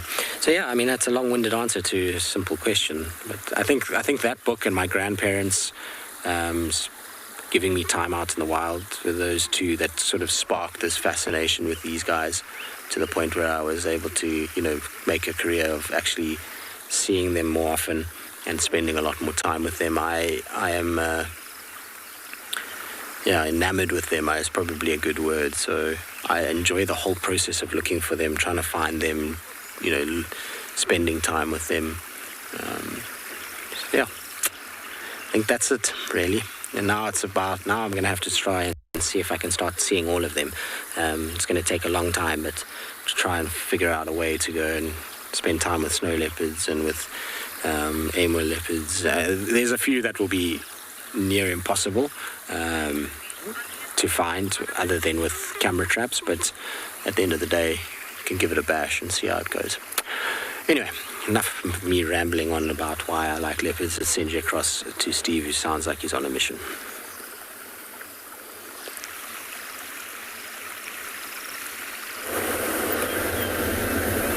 Welcome back to Buffelshoek, everybody, where we didn't get another view of our hippopotamus. He moved off back down probably to Sydney's. He wasn't there earlier when we went past. We've done a big loop around. No sign of any lions coming in from the north or the west. We should be connecting with that buffalo herd at some point on our way down from here. Not sure exactly where they're headed to, but it's a general direction. We're going to arrive at the Tambuti Dam area from the north. We'll probably pick up some signs of them soon.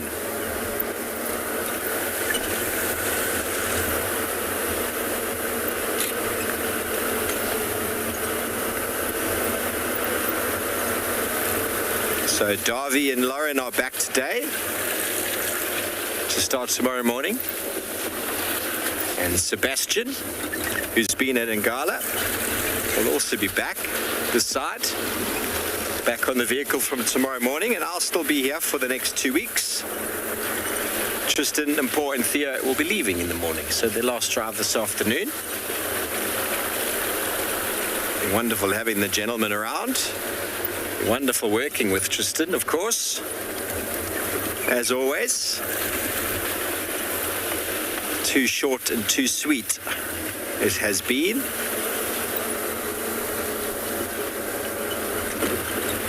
And I think we will be working again together in March, the two of us, the last 2 weeks of March.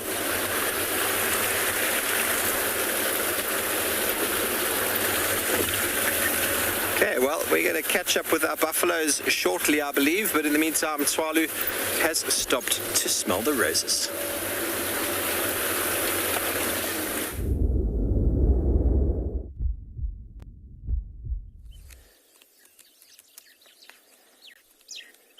All right, some pretty things. We've just got the light at a great angle that makes these flowers just illuminate right now. And they do look so great from this position. This is wild sesame or thunderbolt flower. A very prominent flower around at the moment. And just to correct what we were talking about with the giraffe getting dizzy, it's not the increase of blood pressure that has to deal with when it lifts its head. Sorry, I made a slight error there. It's the reduction in blood pressure. So when the blood vessels contract, when the giraffe lifts its head, it is keeping enough blood in the head so that the giraffe can still function. Because when you stand up, it's a reduction of blood in your brain that makes you dizzy. Sorry, I got that muddled up there. So my apologies. So just looking very, very nice from this position now. And we find areas where we can have almost an entire field covered in these beautiful flowers. And very easy to recognize them from their trumpet-like shaped flower. And you can see there's multiple flowers on one plant. And then as well as its linear or elongated strap-like leaves. Is used as an aphrodisiac. I would not give it a bash, but very distinctive. If you look in that central part, look how prominently displayed that central part is of that flower. That flower is directing insects to exactly where they need to go. There's no mistake on where you need to go to get a little source of food. Nectar and pollen, obviously, very, very important. Pollen, for the transfer of pollen, is what the plant wants. But nectar is the attractive property that flowers produce. And obviously it's very, very cost effective at that as well. But nectar is the luring substance that you want to draw in creatures to come and collect your pollen to take it to another flower. A very, very nice scene right now.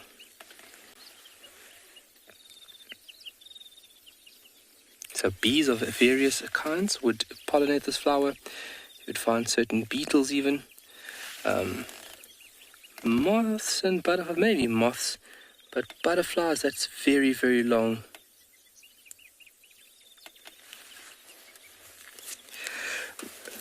Sorry, FC, can you go with the viewer's name again, please? So I heard the question about how many plants we have on Tswalu. Tswalu does exhibit quite a large range of... JD, there we go. Great comment there, JD. So if you look at Tswalu, we do exhibit quite a lot of flowering plants, especially through this favorable period. But if you look at the Northern Cape itself, the region that we are in, the region actually shows quite a low diversity in comparison to the rest of the country. With very low endemic rate at that as well. But nevertheless, it is still very, very beautiful to see these flowering plants through this rainy period. And this is the perfect time to view these beautiful flowering objects. Flowers are incredible. It's something that I'm really getting stuck into every day. And it's something that you need to be in and around and learning from people that have the knowledge is the best way one would learn, especially when it comes to categorizing them into family groups, because some family plants or flowering plants can be very, very tricky. You get people specializing their entire lives in a certain field or a certain group of a flowering group itself, and that's all that they handle. It's because they're so complex and so, how can I say it? So complex, yeah. Tiny, tiny little variances between species themselves that it becomes, a head-scratching activity more than anything else. But a lovely plant, wild sesame. But let's continue. Let's leave this little patch over here. And if Craig gives us a view over here on our left-hand side, you can see Whoa, Lisa, I'm really not sure. Didn't get the full I didn't get the full name there, but I'm really not sure. I have to look that up with the Mr. Dylan Smith. But I'm just pointing out of here, Craig, is that you can see more of this wild sesame here on our left-hand side. And if you just go a little bit further, let me pull the vehicle further forward, you can see the structure of this plant. And if you look on our left-hand side here, look how many there are at just this one patch that we are sitting at. There is lots of them. You can see very distinctive structural body. It's like an upright column or upright stem, and then the leaves coming off on either end of it. Very, very dominant in this period.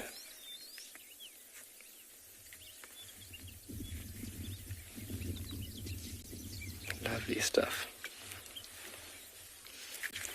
But yeah, getting into all the little pretty things is lovely. And it's also where guides and trackers can actually specialize themselves into as well, a certain field. They can...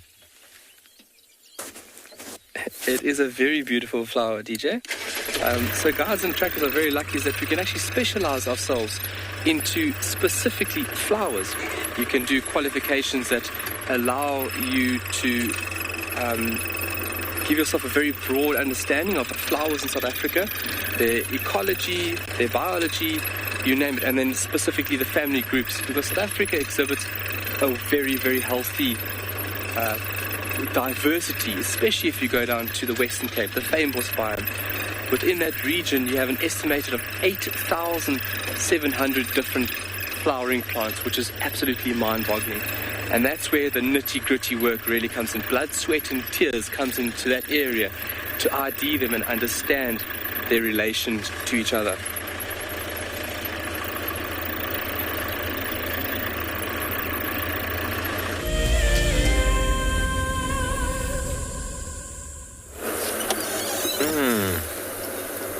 Welcome back, everyone. I can hear a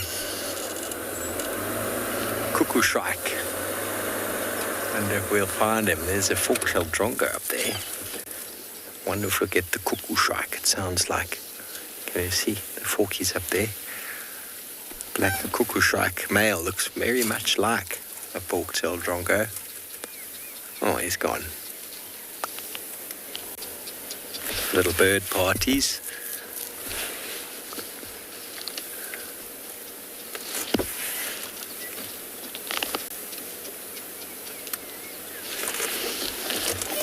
And onward they fly.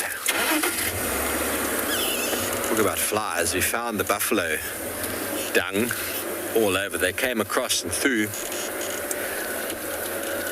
And there are flies galore swirling in the vehicle. We're doing a little fly dance.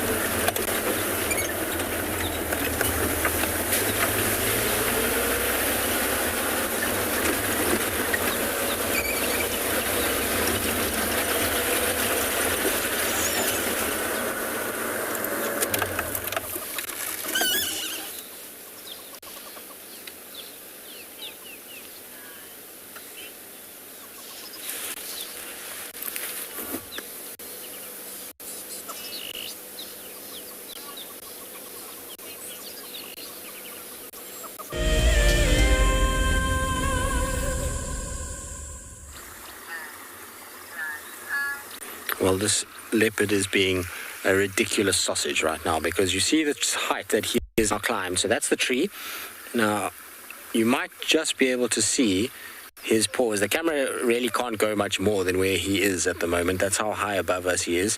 And right up at the top is where he has now decided this is going to be more comfortable. I mean, you really wouldn't know if you drove here and you weren't paying attention. You wouldn't be able to pick this guy up at all. He's so high up there. But he seems happy now. He's gotten himself into a much more comfortable spot than I think he had a little bit earlier on. So we'll see. Maybe he'll stay up here this afternoon. By this afternoon, he'll still be there. We'll just have to wait and see. It's quite funny just seeing these two little paws dangling and a tail with this cat sitting high up in the branches. Ridiculous. He's been all over. He's been touring the canopy of this jackalberry. He went up on the right side, then he was down back to his spot, then he went come up towards us, and then he was watching us for a long time, kind of thinking about it. And I was like, if he jumps from there, he's not only going to hurt himself, but it would be a big problem for us. So luckily he decided rather to turn around and sit. But he keeps watching us from around the corner. You can just make out his face every now and then through all of the leaves as he kind of checks us out. But you'll have a serious view from up there. You'll be able to see well over the drainage line and spot if Mom starts to come our way. He definitely will be taking it easy, that's for sure, and see a lot from up there. What a treat it is to be spending so much time with him. We'll try and come this afternoon, because it's my last drive this afternoon, before I head off again. Let's see if we can come and spend some time with him before I head off. I'll be back fairly shortly, so it won't be too long. It's only 2 weeks that I'm away for, but still, it'll be nice just to spend time with him. But it is that time of day, talking about time spent, where our morning drive has come to an end. It's been an interesting drive. It's nice to have some buffalo around. Obviously, always nice to see this little fella and his cute little face, as well as all the other happenings that have been going on. So we hope that you enjoyed this morning. We hope that there was something for all of you. So from myself, Steve, and Kyle, it's been an absolute pleasure. And we'll see you this afternoon on our Sunset Safari.